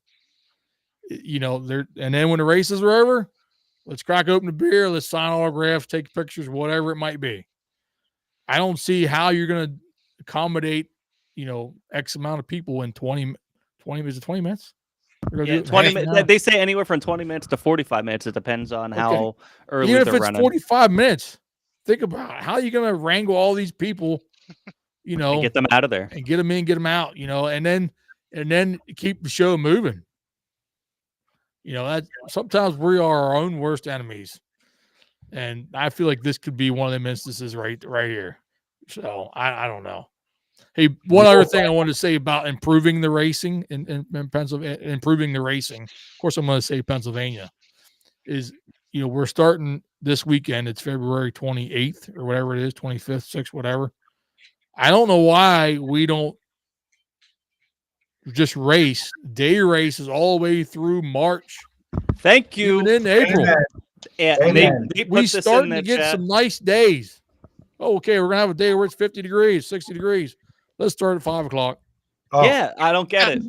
We should be running day races until almost goddamn June. It's those first few weeks, like the first few weeks during the day, we know it's gonna be during the day. It's cold, we're dressed, we're great, we're loving racing. The worst weeks of the season are the first 3 weeks. They go to 6, 7 o'clock starts at night. It's absolutely the most brutal nights ever. And why? There's no need for it. I get Williams Grove because of Friday. You know, hold on. Oh. I remember going to Williams Grove for, I'm going to tell you, with my dad race, we would go to the Grove for easily 4 weeks or maybe more on a Sunday afternoon. Opening day was Rockingham for NASCAR. So second race of the week of the year for NASCAR was what, February 20? Yeah, but do you think it'd be 4 to 5 days, 4 or 5 weeks of day shows at Williams Grove. I know, but do you think that Williams Grove was forced their hand because of Port Royal on Sunday afternoons? Nope. No, I just think they pushed their season they back. Choose Part to one. not race Sundays. I don't get it. And some of the best racing, we always have good racing, but they always say a slick track makes good racing. Well, we have a slick track. Last year at Lincoln had some good day races. Absolutely. Freddie came from like 15th to win one day. I mean, it's not because the racing's horrible. Anyway. Yeah, I don't understand that either. Tyler Koenig's got it spot on. What I was talking about. That's what I remember. Like, I used to be, you hope you'd be listening MRN on whatever NASCAR race while at Williams Grove for opening day, and you would run 4 to 5 with its own separate series. And the first points race for the season thing was the first night race after my birthday in April, somewhere around in that. Tyler Koenig is like an encyclopedia. He Absolutely. is an absolute animal. I like Great. Tyler. What's up, buddy? He's a Tyleropedia of Pennsylvania. Yeah. We only Wikipedia, we need Koenigopedia. I was just in our Discord, not that it matters, but I was just going back to April Port Day race and editing photos from that race still from last April, and I'm like, damn, this is good. I missed that. Awesome. That race that day was awesome. The day races are good. Lincoln's Icebreaker can be a little sketchy some years on the track and the surface, but like Williams Grove Day race, Lincoln Day. Like, I don't know why I agree. If we're going to start in February, which you can make the argument is way too damn early for Pennsylvania, why do we have to go to night races by the freaking middle of March? It's the dumbest shit ever. So I agree. You can see the flagman. Duh. Anyway. Anyway. Jimmy, keep going. No, that's all I really have. I don't know if any fans have any more questions before we let Billy go here. Billy, we thank you so much for taking the time again with us. It's always a pleasure having you. Always fun. Before we let you go, you want to thank some sponsors? What helps you get to the track every week? Yeah, so I want to thank you guys for having me on here, and I thank my wife. She provides all this setup here for me because I'm technology challenged to say the least. So she does all this. She's sitting right here. She's beautiful. So thanks, Heather. Well, thank all my crew because I know some of them guys are watching. Them jabronis are on here. Candy ass jabronis. But all my crew guys, I appreciate them all. And all my sponsors, where I couldn't race without them. They're all great. We got some new ones this year. So we thank all of them for their support. I'll just name them off quick so everybody does. Rack Daddies, Nasty Nate Racing, the Nasty One, RJ's Bargain Outlet, Magoo's Motorcycles, Sharp Farms, Snellbecker Electric, Starry Mechanical, Drop of Ink, Tattoo, Big Hill Cider Works, Orwick's Fine and Finishing, Kendall Oil. So I appreciate all of them people stepping up and being a part of the team. And we appreciate the fans. First, we have a good time with all the fans. You guys here on the show, I know you guys come to the track and hang out. And, we see Chris there hanging out. Sometimes he even pulls a T-shirt tote around. So I have done that a couple times. Yes. Appreciate you helping out too. So I enjoyed the show. You guys do a good job, and I guess it's time to go racing. Hell yeah! Appreciate Thanks, you being here, brother. Thanks again. Hold on, we got a couple questions from the fans since I did just ask that. Just real quick. Flurry of questions. Yeah. Country Boy Farm says, do you think local stations like Fox 43 or CBS 21 should air races live for fans who can't attend versus Flow? That's a great comment. I will say that, the girl from Fox 43, which she's not there anymore. Barna, Lindsay Barna. Yeah, Lindsay Barna. Lindsay. I don't think she's there at the studio. At the she's doing her own. She's doing her something else with. I thought she really did a great job for what she was able to do covering the local racing. The other news outlets, I feel like they dropped the ball. Simple as that. Like they could cover a lot more than they do. And they honestly just don't seem to care. So you're right. They'd rather show, and nothing wrong with showing high school basketball, or I get it. That's cool too. But the sprint car country, man, or this is just racing in general. Central PA, it's a lot better racing. So Yeah, they could I mean, do I a lot more. I think it'd be better for them. think certainly the coverage, kind of like what Lindsay was doing, and even Ali Barubi, I think before that from Fox, before Lindsay was around. So Fox has had that input for sure. And, WGAL has it at times, and it's sort of like probably whoever's running the station at the time, the general manager or Yeah, somebody, they need to have whatever. the interest. But I don't think you're ever going to see races live on those networks because it's money. It's all money driven. There's got to be someone to fund it, send out the people, have the equipment. I mean, you can't even get big networks to do outlaw races live, right? They're all tape delayed for months after the fact. So if they can't get that done at that level, it's certainly not going to be live here, unfortunately, as much as we want it. We can't even get Lincoln to stream races. So what are we talking about? Anyway, Yeah, because you continue won't go to on. Lincoln. You guys They should have it was a Steve Gigius, whoever taped all the races up there. They have them send a VHS tape to them so they could play it at like 3 a.m. Just put it on before the 5 a.m. news. Let it on for 2 hours. You won't even home from the track yet by then. Yeah, that's right. We're still at the car wash. Yeah. And one last question before we let you go. And this is a good one from Tyler. Would Billy retire on the spot if you won a World of Outlaw race at Lincoln this year? I don't he won't think go win so. another one. No. I don't think so. I mean, no, that's a great question. But I'm gonna go back to one of Jimmy Skip from Troy. How did hunting go for you, Billy? Since I know you hunt and I do as well. So hunting was pretty lackluster. I did get a deer. There you go. That was good, but I didn't see a whole lot of deer. So I got a buck, 7-point buck. There you go. One shot. Solid using. Yeah. Hey, so that's efficient shooting percentage from anybody there, buddy. 1 for 1. Boom. I'll take it. So, yeah. So cool. Well, I see Troy Savage on here checking in. Shout out to Troy. He's on the card too this year. So almost missed one there. Uh-oh. Thanks, Troy. That's Troy. Good Appreciate thing your you talk support, about man. hunting. And he sends us good candy from down under. Oh, down under. Is that like kangaroo candy? Like, what does that mean? Good candy. What does that even mean? Yeah, that's what I'm trying to say. What good down under candy means. Yeah, like okay, that sounded weird, right? No, it was like chocolate with like, was it raspberry filling? Maybe. Yeah, it was good. Whole box of like goodies, snacks, a T-shirt. So yeah. Shout out, Troy. Well, appreciate Troy, because I've said this a lot the last 2 years, that sponsors, man, that's what makes this deal go around, right? That there wouldn't be a quarter of the teams without sponsors. So they make this deal go around for these guys to be able to do this even as a hobby, right? It's not even to make a living. It's to do it as a hobby, and it still makes it go around. So shout out. Chocolate. There we go. That's what it they call was it down in New Zealand. That's the stuff. I ate it all. And Nate, we don't know how many. Nate, we don't know how many squirrels he shot, but you're still here, buddy. Nate, down under candy sounds tasty. Yeah, well, Nate would know. Well, thanks, again, Billy. thank you again, Billy. Hopefully we get to see you this weekend. Weather's looking semi-promising for the Icebreaker this weekend to get the season kicked off. Yep, sounds good, guys. Thanks, and we'll see. Brothers.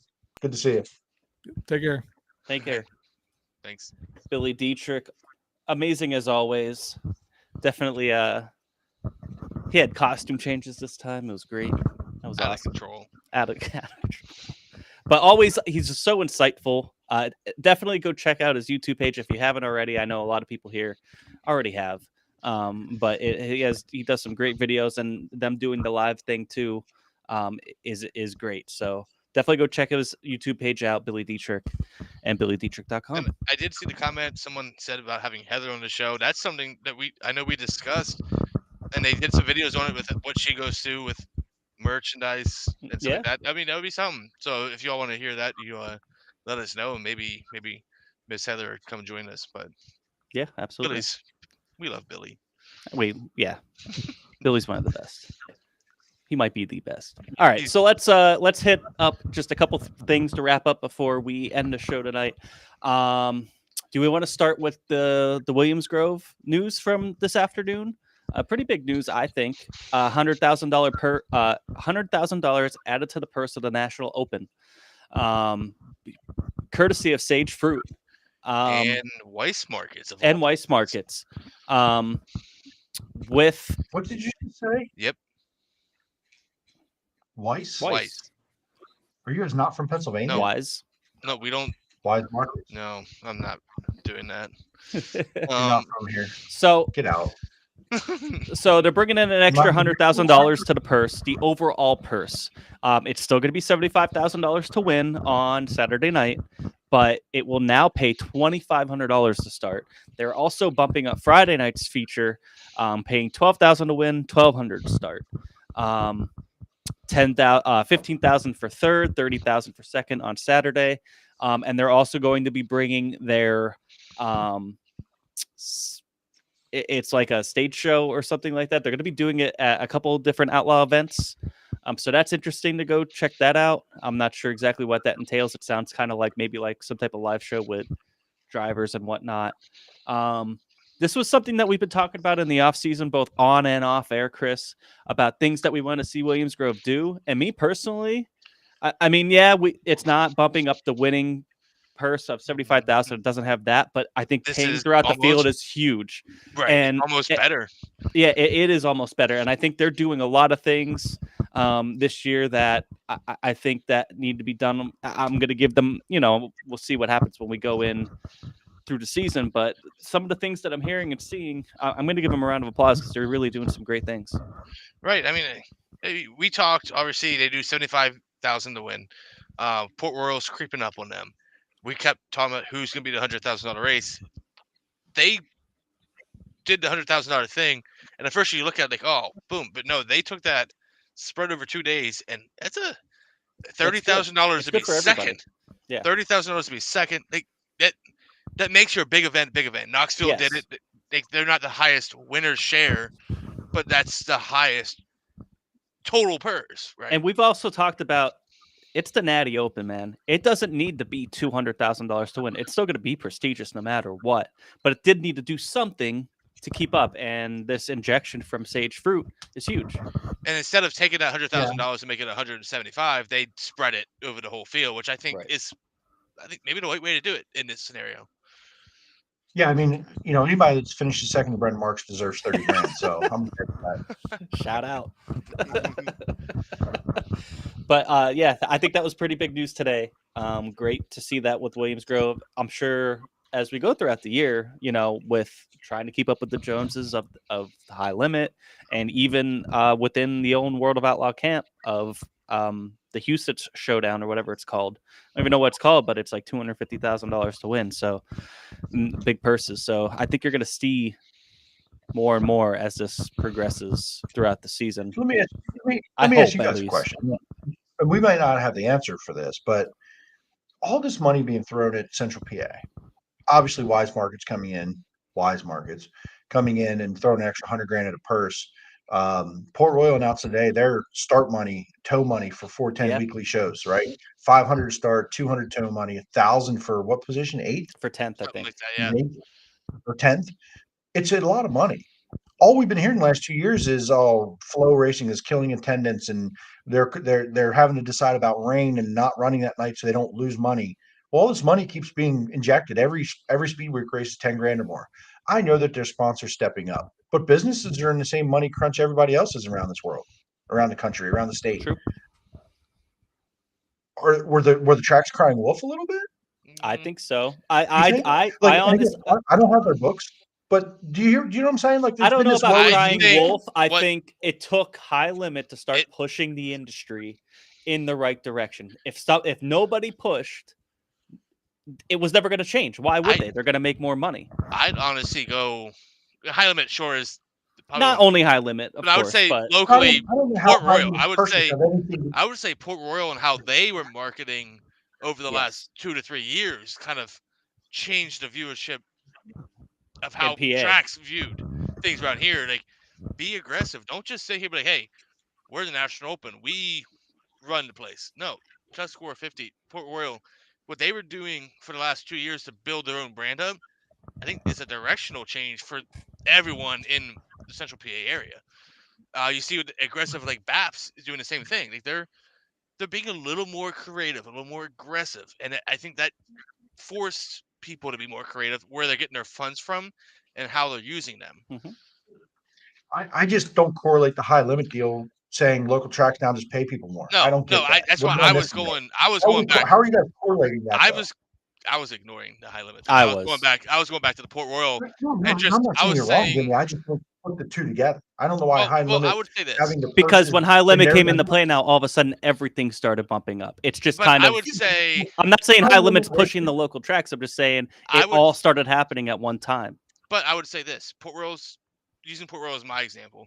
High limit. This it's a local track to keep your drivers from going more on Too tour. high limit. You're gonna have to do more. Now we're not talking to sure. Brent Marks. We're not talking to Brent Marks. Those kind of guys that are gonna go on tour. We're talking. How do you get your weekly Chase Dietz to come to Port Royal over Lincoln if he's not in his demo car? have them drive the Zemco car.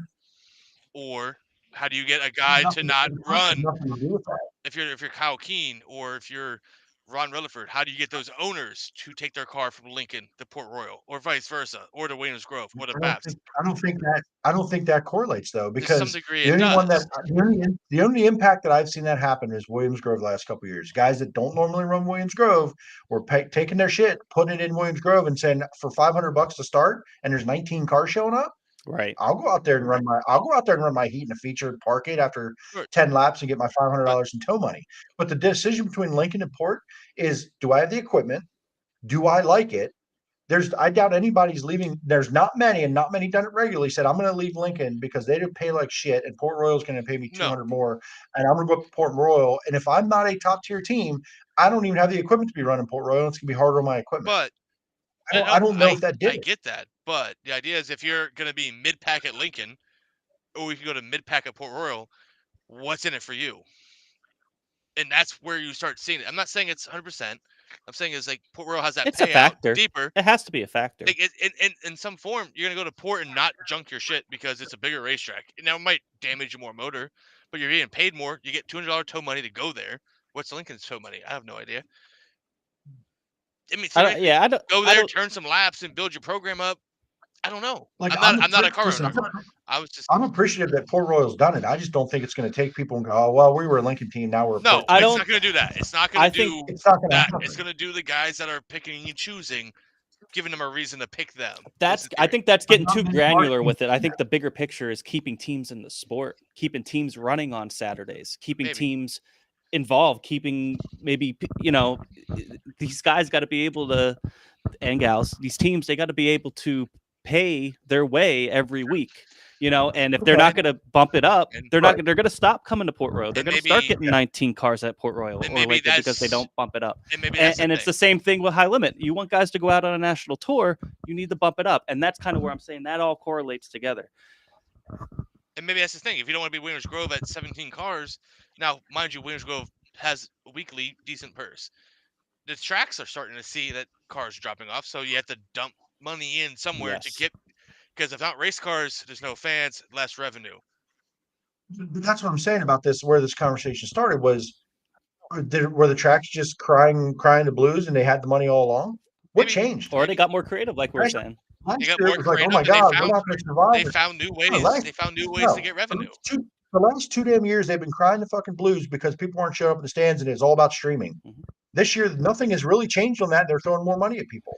So where'd the money come from all of a sudden? Did their financial state change that much that they now can improve? I'm going to bring this up from Sean Keene. Central PA 410 Cardinal should always support the money shows. Look at Sealands Grove 2023. $5,000 to win, $1,000 for 10th, $750 to start, and they would hardly get 24 cars. So everybody just left because I started talking Sealands Grove. Yeah, pretty much. The only thing worse than Williamsburg. But no. But it's true. Like, they only have a couple races, and you want to support that because they're trying to get you to come out.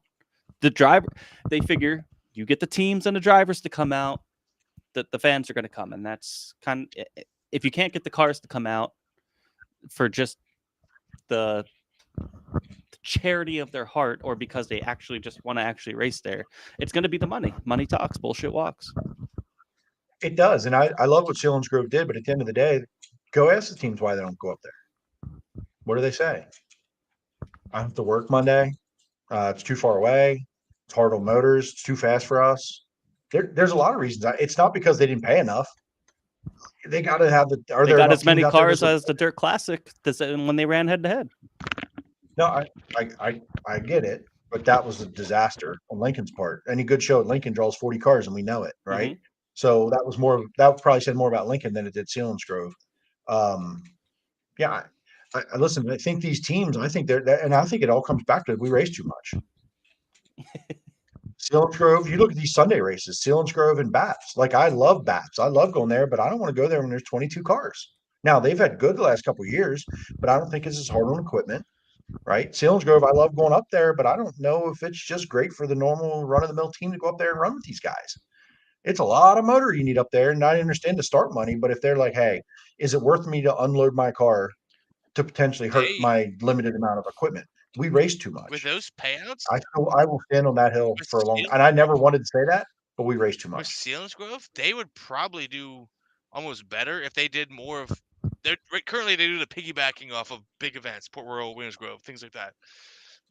They'd almost do better if they went more of the Clinton County and they raced opposite, right? Like where they race these money races, not on a Sunday night, on a Friday or Saturday when the other guys aren't racing. In theory, Maybe. because you're going to They get tried guys that that want to before. come. Right, I don't know the answer for them, but this is a different approach. If I'm a mid-pack, lower pack team, do I want to go unload to maybe make the show? I don't know. And I do think racing too much is a part of the problem. I think, Lincoln's going to start this Saturday. They're not going to be done till close damn near November. Every Saturday, like besides one or two, they're racing every weekend. Maybe not 410s every weekend, but 95% of them. And listen, it sucks for Selinsgrove. I hate it for them because I think I want that place to succeed. I want it to stay around. And watching 410s on that place is unbelievable. But yeah, I agree. The money that they're putting up is fantastic, but it doesn't necessarily entice a guy to say, do I want to lap out my motor to run 13th, 14th, or 18th to go support Selinsgrove? They have to really want to. And there are those teams, by the way. There are a few, but there's not enough to get a B main that want to say, I'm going to support it no matter what I have or what I do. Those guys are making decisions based on their teams and where they're at for the season, the week, the motor program, the parts program, and saying, is it worth it for me to go do that? To unload my car. It's not a net win or gain for me. And I'm not that top tier team. I'm not a Borden. I'm not a Danny. I'm not a whoever, right? It's not worth it for them. They don't have the equipment to go up there and say, well, we'll take the tow money and we'll still if they didn't pay what they did, they probably wouldn't even be getting 22, 23, 24 cars. Maybe that's their cap, right? Maybe they're getting all they're supposed to. So we've heard behind the scenes that they're going to be trying to maybe do something, but some other things, but we'll see. But this isn't a Selinsgrove deal. We're talking about just pay money, bring the cars out, Yeah. Chris, is the new bridge up yet? I haven't seen it. A couple weeks away, man. You're a mile away. Yeah. You tell us all the time. Where's the bridge? I'm a big BAPS guy these days. Sportsman guy. You got to support. He's still You got to support the old Rutzes, and this week you got Kenny Ekin on the show. Shameless plug. Get it. He can be bought out. Okay. Williams Grove homer for all this time. All of a sudden, I'm a BAP sportsman. No bridge, no loyalty. Let's go through just real quick last week's results with High Limit. These races were great. Awesome. They really, really great start to the season down at East Bay with High Limit. They were getting 50 cars, just about it was like 45, 48 cars or something like that each night. Monday got rained out, but they rushed through and got to the feature, basically, right? No, they got to the dash or something like that. They got to the features. C-Main. On Monday night, C-Main, and then they ran it during the day on Tuesday, which Kyle Larson won in a banger of a race. Comacito and Tanner Thorson second and third. Tanner Thorson kind of shocked me a little bit, but I know we know he's a wheel man. It's just we didn't know, and he looked good here in PA when he ran here during Speed Week and all that. So it's not that out of the realm for him to be running up there battling for a win with Kyle Larson for High Limit with 50 cars, but a little bit. I mean, I think that's a pretty big shock. This quick. Yeah, no. I mean, what? No. We know he can drive, so there's no shockers here. But brand new team, first night out of the box. Live your life, buddy. I'm not shocked. Okay. Well, I guess not No, shocked at all. I mean, Nah, like, I should have seen it I- coming. He should be up there battling for top 3 in no, points I mean, then all it's- season. It's Tanner- different. Tanner- I don't know. Watching Tanner Thorson the last couple of years, his ability does not shock me Right. that he got third. A little bit with a new team and a new thing right out of the box, being fast. Now, I think that track was slow, but that he was fast on a slow track. So maybe there's something because the next event later that evening, they were kind of out to lunch a little bit. So again, there's going to be some struggles there, but very impressive. Watching Tanner here the last couple of years in the AL Driveline 58 didn't surprise me at all. He has the ability. But yeah, Jimmy, I don't think it was like holy shit. No, it wasn't shocking. completely Yeah. mind blowing, but I didn't Impressive, expect him. impressive to He work. wasn't. Impressive. He's not a guy that I'm expecting to finish top 5 in points necessarily in high limit. that, you know what I mean? So I didn't expect him to come battle Kyle Larson in lap traffic for a win. So that's the only thing that I was saying was like shocking about it. But shout out to him, and that whole team. It's good to see another good driver, talented driver with some solid equipment backing behind him to be competitive.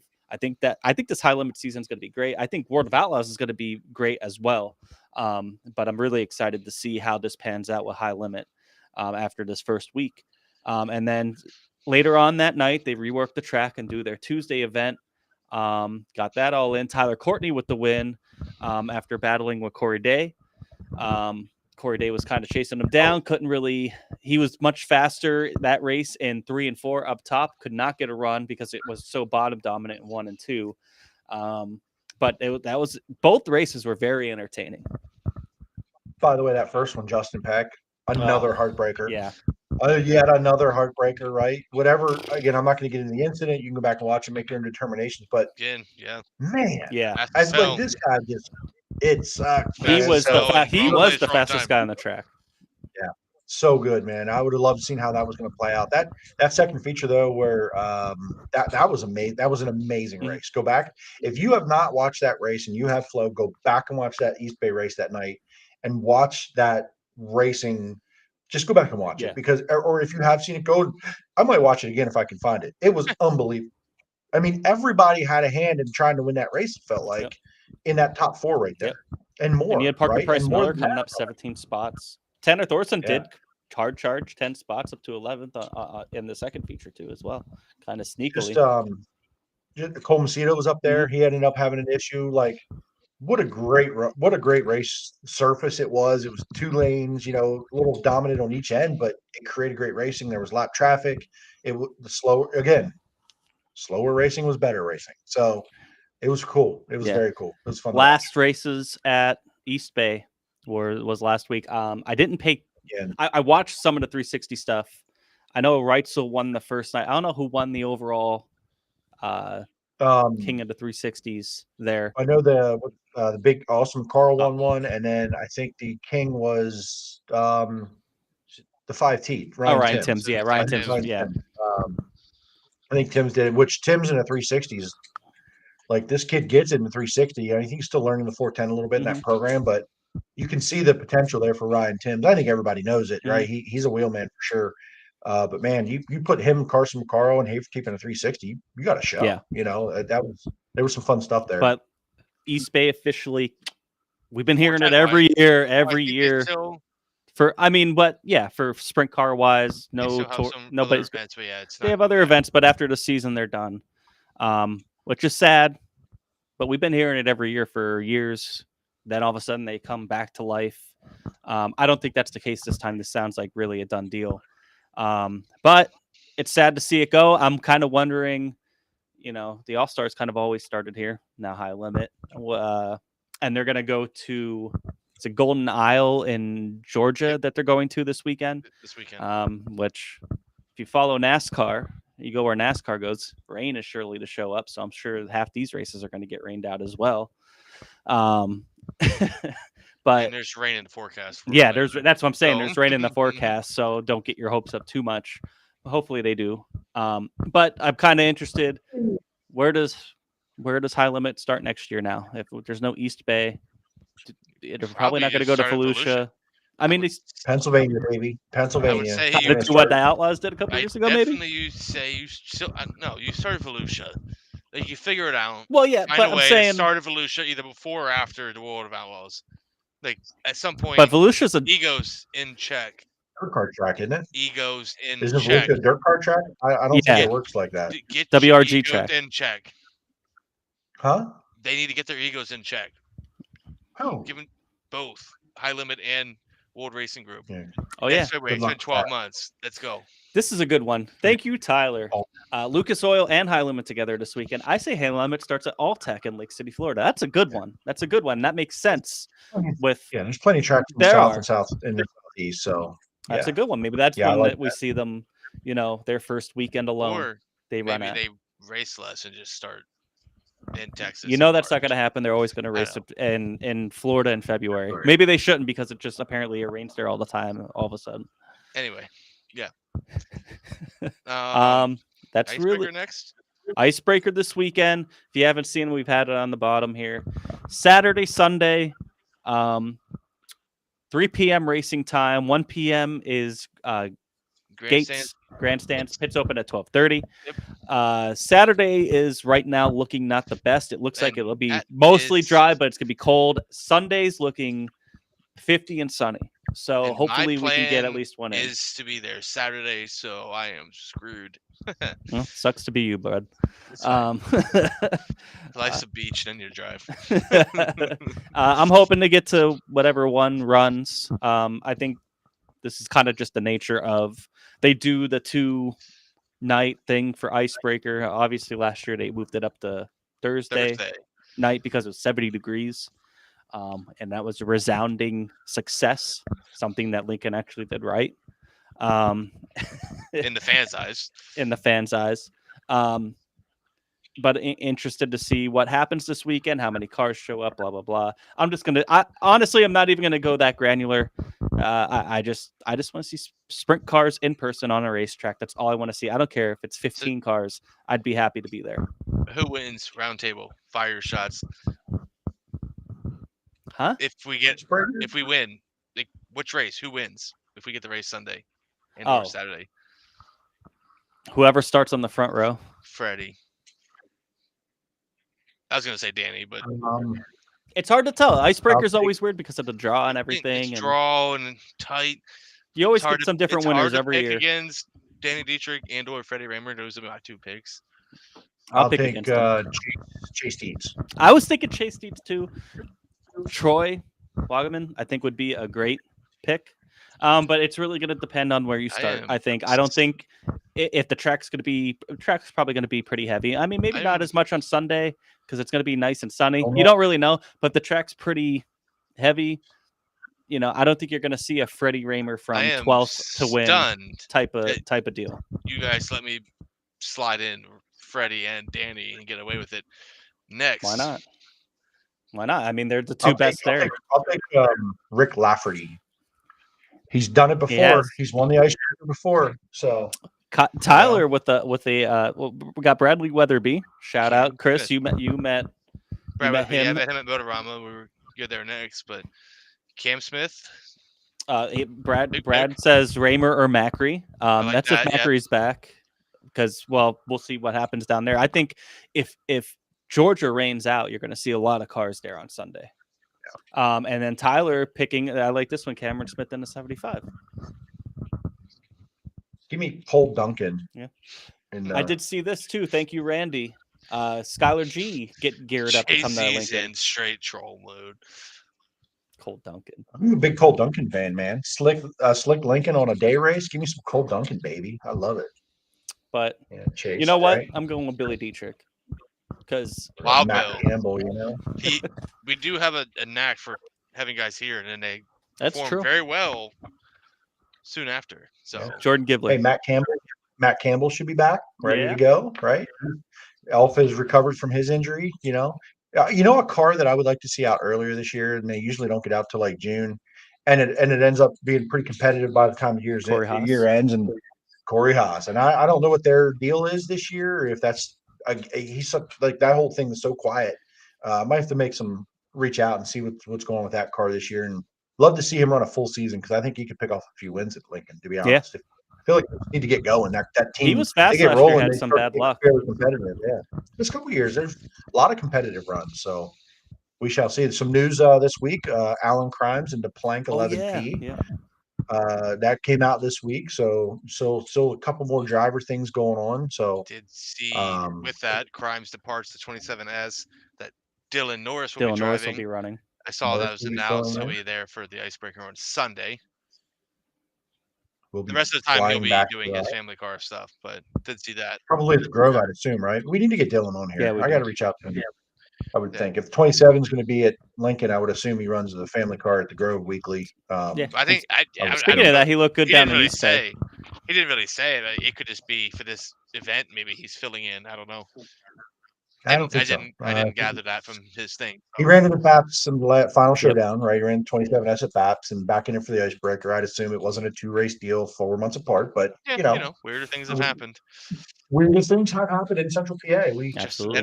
we have driver changes by the dozen around here. So what else we got, Jimmy? What That's else? it. Motorama. Motorama. No. Before we go there, Jay-Z needs his moment to fire off. Oh, The how about 9-year-old 9-year-olds in a crate late model? If anybody still listening, There are. So we got quite a few people. okay, because I've been on the resounding wrong side of this apparently. Okay, because there isn't anybody who I've heard that said that they're okay with this 9-year-old driving a crate late model. So, and here's why: I'm not going to be an asshole and just throw in my opinion without knowing anything. If this kid is not ready for it, he shouldn't be behind the wheel. I agree. But everybody commenting must be local Tennessee backwoods late model fans and know this kid. Okay? Because if everyone's, this is ridiculous, this is out of hand. I saw all the comments. Okay? No, I didn't see them all. But every comment I saw was like, this is the dumbest thing I've ever seen. And this is child abuse. And all that is something that we have seen. Right? I've seen that twice. Like the best parents, every good parent on the planet had a comment on this, apparently. I don't understand it.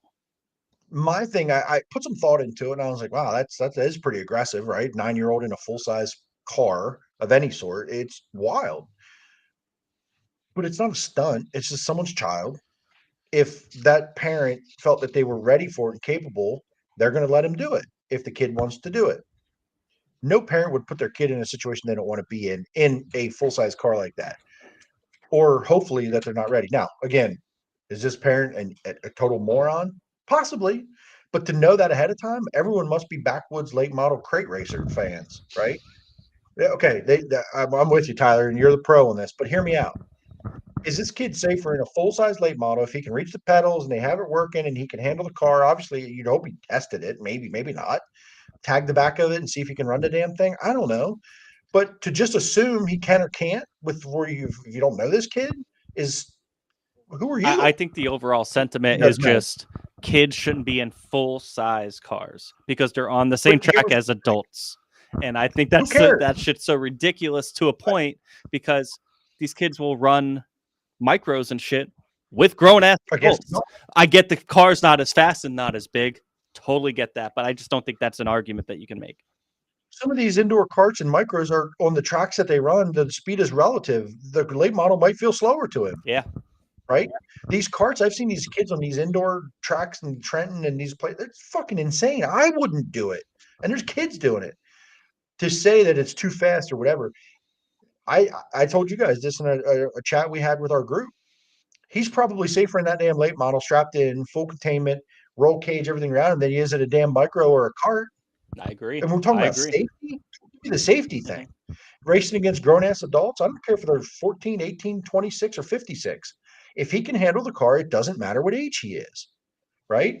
If he can handle the car. And again, this is way different scale, but I talked to Jimmy, why does age matter in this case, young or old? I told him NASCAR is like Morgan Shepherd run to he was almost 90. Yeah, I agree. Right? They let Norm Benning run out there 37 laps down, running half speed in an Xfinity races. Well, why is that okay? And it's fine, right? So 100%. Like, who are we to judge if we don't know this kid? Now, maybe someone in the comments is like, this kid's a weapon in a cart. Well, obviously, if he's a weapon, that means he's either faster than everyone and we'll run him over to win, or he actually can't handle it, which is two different things when you call someone a weapon. But if he's out there winning races and doing his thing, who are you to judge what's okay or not? Just saying. Here's the thing: racing is dangerous regardless. But I get it, and I think the number one thing though is people seem to direct the anger at the kid, and it should not go to the kid at all. The kid's just doing, if you want to blame somebody, maybe buy the damn car. Yeah, I mean, if you want to blame somebody because you think that they're too young to be in that big of a car, the parents are putting them in there. It's not just a kid saying, "Oh yeah, let me pay for my ride in there." You know what I mean? Like that 9-year-old kid's not going to do that. So clearly, A 9-year-old kid probably doesn't even know what that means. I'm with you. I think as long as they can handle the car. Now, how can we determine that they can handle the car? You're going to throw them right into a race? Is somebody watching? I'm not So sure. I think that's that's part of it. I mean, we've seen like a local example, Paulie Hartwig. He kicked ass in the modifieds, both asphalt and dirt, and he's 12. I remember seeing him get out at Bloomsburg last year. I'm like, holy shit, this kid's 12 years old, kicking everybody's ass. Like, it's pretty impressive because he wasn't a weapon out there. He raced it clean. He could handle the car. So I agree. I think it's a case by case basis. Should there be a cutoff at some point? I think 9 years old is pretty young. But if he could handle the car, who cares? If somebody's paying for it, obviously. I think he should have a shorter leash, though. That if he's getting into trouble out there, somebody should say, "All right, get him out." Sure, but I understand. But I don't know how you go about that. I hope they do that for a fucking adult. What's the matter? Exactly. Yes. 30? I've seen some 30-year-olds that are just plain ass and don't belong out there. Why? Because they're 30. It's okay. You're gonna be dumb. You better be tough. So, like, facts. Yeah, but that happens all the time now. There's kids that are adults, 14, 15 years old. What's the matter if he's 9 or 15 versus a 40-year-old? It's still a kid, 9 or 15. That 40-year-old ain't hitting no 15-year-old. He's going to go to jail. What's the difference? Well, I think the problem is these kids aren't going to learn unless they get socked in the mouth in the pits when they do something wrong. And I think that mindset just kind of has to go away to an extent. That whole mindset is not the way it is anymore. Yeah. So that's up to that kid's parent. Yeah. Right? He's 9. Even 15-year-old, the parent should be responsible for taking care of the kid and making sure the kid does the right things. And if anything, you should just go knock the dad out then, or the parent. They're in trouble. At least it's against an adult. But listen, I just looked up. Keelan Harvick's 11 years old. I know he's tested an asphalt late model already. Mm-hmm. Asphalt late model. He's 11. He's done it before he turned 11. Well, okay, what's the difference? I didn't hear an uproar about that. I totally agree with you on. They're probably safer in those cars. That they're. It's just a matter of if they can handle it or not. So it is interesting. It's an interesting conversation to have. I see both sides. And I can be wrong. Listen, I'm very much on the opposite side. I don't think there's a right or wrong in this case. I think it's very much a case by case basis per the kid. I'm with Jimmy. It's not a hill I'm going to die on. I see both sides. I'm just I like stirring the pot up sometimes. Well, we know that. Because I know guys that are hardcore the other way, and it's so easy to get them fired up. They shouldn't be driving till they're 16 when they get their license and blah, blah, blah. Yeah, okay. It's like, well, I seen the thing. You're never going to get a young... If you keep doing that, yeah, sure, these kids could just run carts then, but you're never going to get kids that are going to be ready to go. Jeff Gordon, let's use him as the example they all go back to, was moving to Indiana because you could legally drive a sprint car at a lesser age or lie about your birth certificate to drive a sprint car. We see it in the Little League World Series too. Kids lie about their age. You're lying about your age. I mean, you're doing things. Yeah. All it was he needed to do that to progress. If that's what this kid needs to do, and his parents think he's ready, then whatever. I don't know. I agree with that part. They'll find out, right? They'll find out and if he's if ready. it burns out, then whatever, it happens. Motorama. Chris, you were at Motorama. How did it go? It's a good time. I've never been there before. I did not see. I went there for probably all the wrong reasons to go to Motorama. I did not go for the motorcycle racing, which I heard was cool. Brett Strickler, I talked to him, watching the quads and the dirt bike stuff. Badass as hell. I saw some RC stuff. Those were badass too, and what they were doing on the Supercross track. But I went in, saw some race cars. John Crawl with Baps doing his deal had a lot of dirt cars there. I saw Ron Rutherford, his car there, Tyler's Rutherford, and bunch of other sprint cars, both Stricklers, Jordan Brett. it's a cool time. Got to talk to Brad Weatherby there for a bit, and Ron moved down to the Ruts camp. Neighbor Gary here, he got the promoter pick for best looking vintage car. Nice. That's cool. That the 2K Joey Kuhn thing. There with his son Eric's new looking car, the 19R, and his other son Ryan back from deployment this year. All there in a line, so it's kind of cool seeing those cars all together. With Troy Rahman, like last week's show, Blake Brooks, his car was there, and that car looks cool, white with the gold number. So I'd say shout out to John Crawl for what he did there, kind of orchestrating all that for them, and hopefully it's bigger next year. But I had fun, saw those, talked to a bunch of people, talked to John for damn near an hour about different things racing, and he's got some cool plans going on for this coming year. And I don't know, Motorama's. I'm not a car show guy. Like I walk around and see just like cool cars. Like I see they're cool cars, but they're just a street car to me. Like I'm a race car guy. So when I see cars and they're like flashing lights and stuff, like that's cool, but it doesn't do it for me. So I went through all those sections, got to see sprint cars and other dirt cars, some modifieds and some late model stuff. Just enough to knock the itch off for another week. Speaking of indoor dirt events, Trenton this weekend too. If you're over that way, they have an indoor dirt race. Whatever they do with the other dirt races, I can't remember what kind of car they are, but they're like a quarter midget almost. I don't. But I know they're racing this weekend at whatever arena there. They have dirt track inside. So, yeah. So Motorama sounded like a good time for you. It was good. Good. Had the kiddo there. She saw more race cars. 600 micros. Sorry. Definitely. I didn't know it was 600 micros. Shit. Sorry. That's basically a quarter midget. That's faster. Yeah. Yeah. Well, I know they raced whatever on the asphalt track, but I wasn't sure what they raced on the dirt in Trenton. Motorama was a good time. I mean, there's so much to do there. It's so big. They said we were there 5 hours, and we never watched. She didn't want to go to the arena. She was not about that life, so we never did that. But there's so much to do there. So next year, if you have a chance, go there. The price to get in's a little bit higher, but It's you're so watching much a race. fun. You're It's watching so a so much race. much more. Like it's not just a car show. It's a car show with a race in it. I know like Brett Strickler was telling me that quad race, they were banging arm bars and Yeah. hands, and they were excited to go back later in the day to watch the main events when they had the duel. So there's a lot. If you can go to watch that and see everything else going, there's a lot of effort that goes in.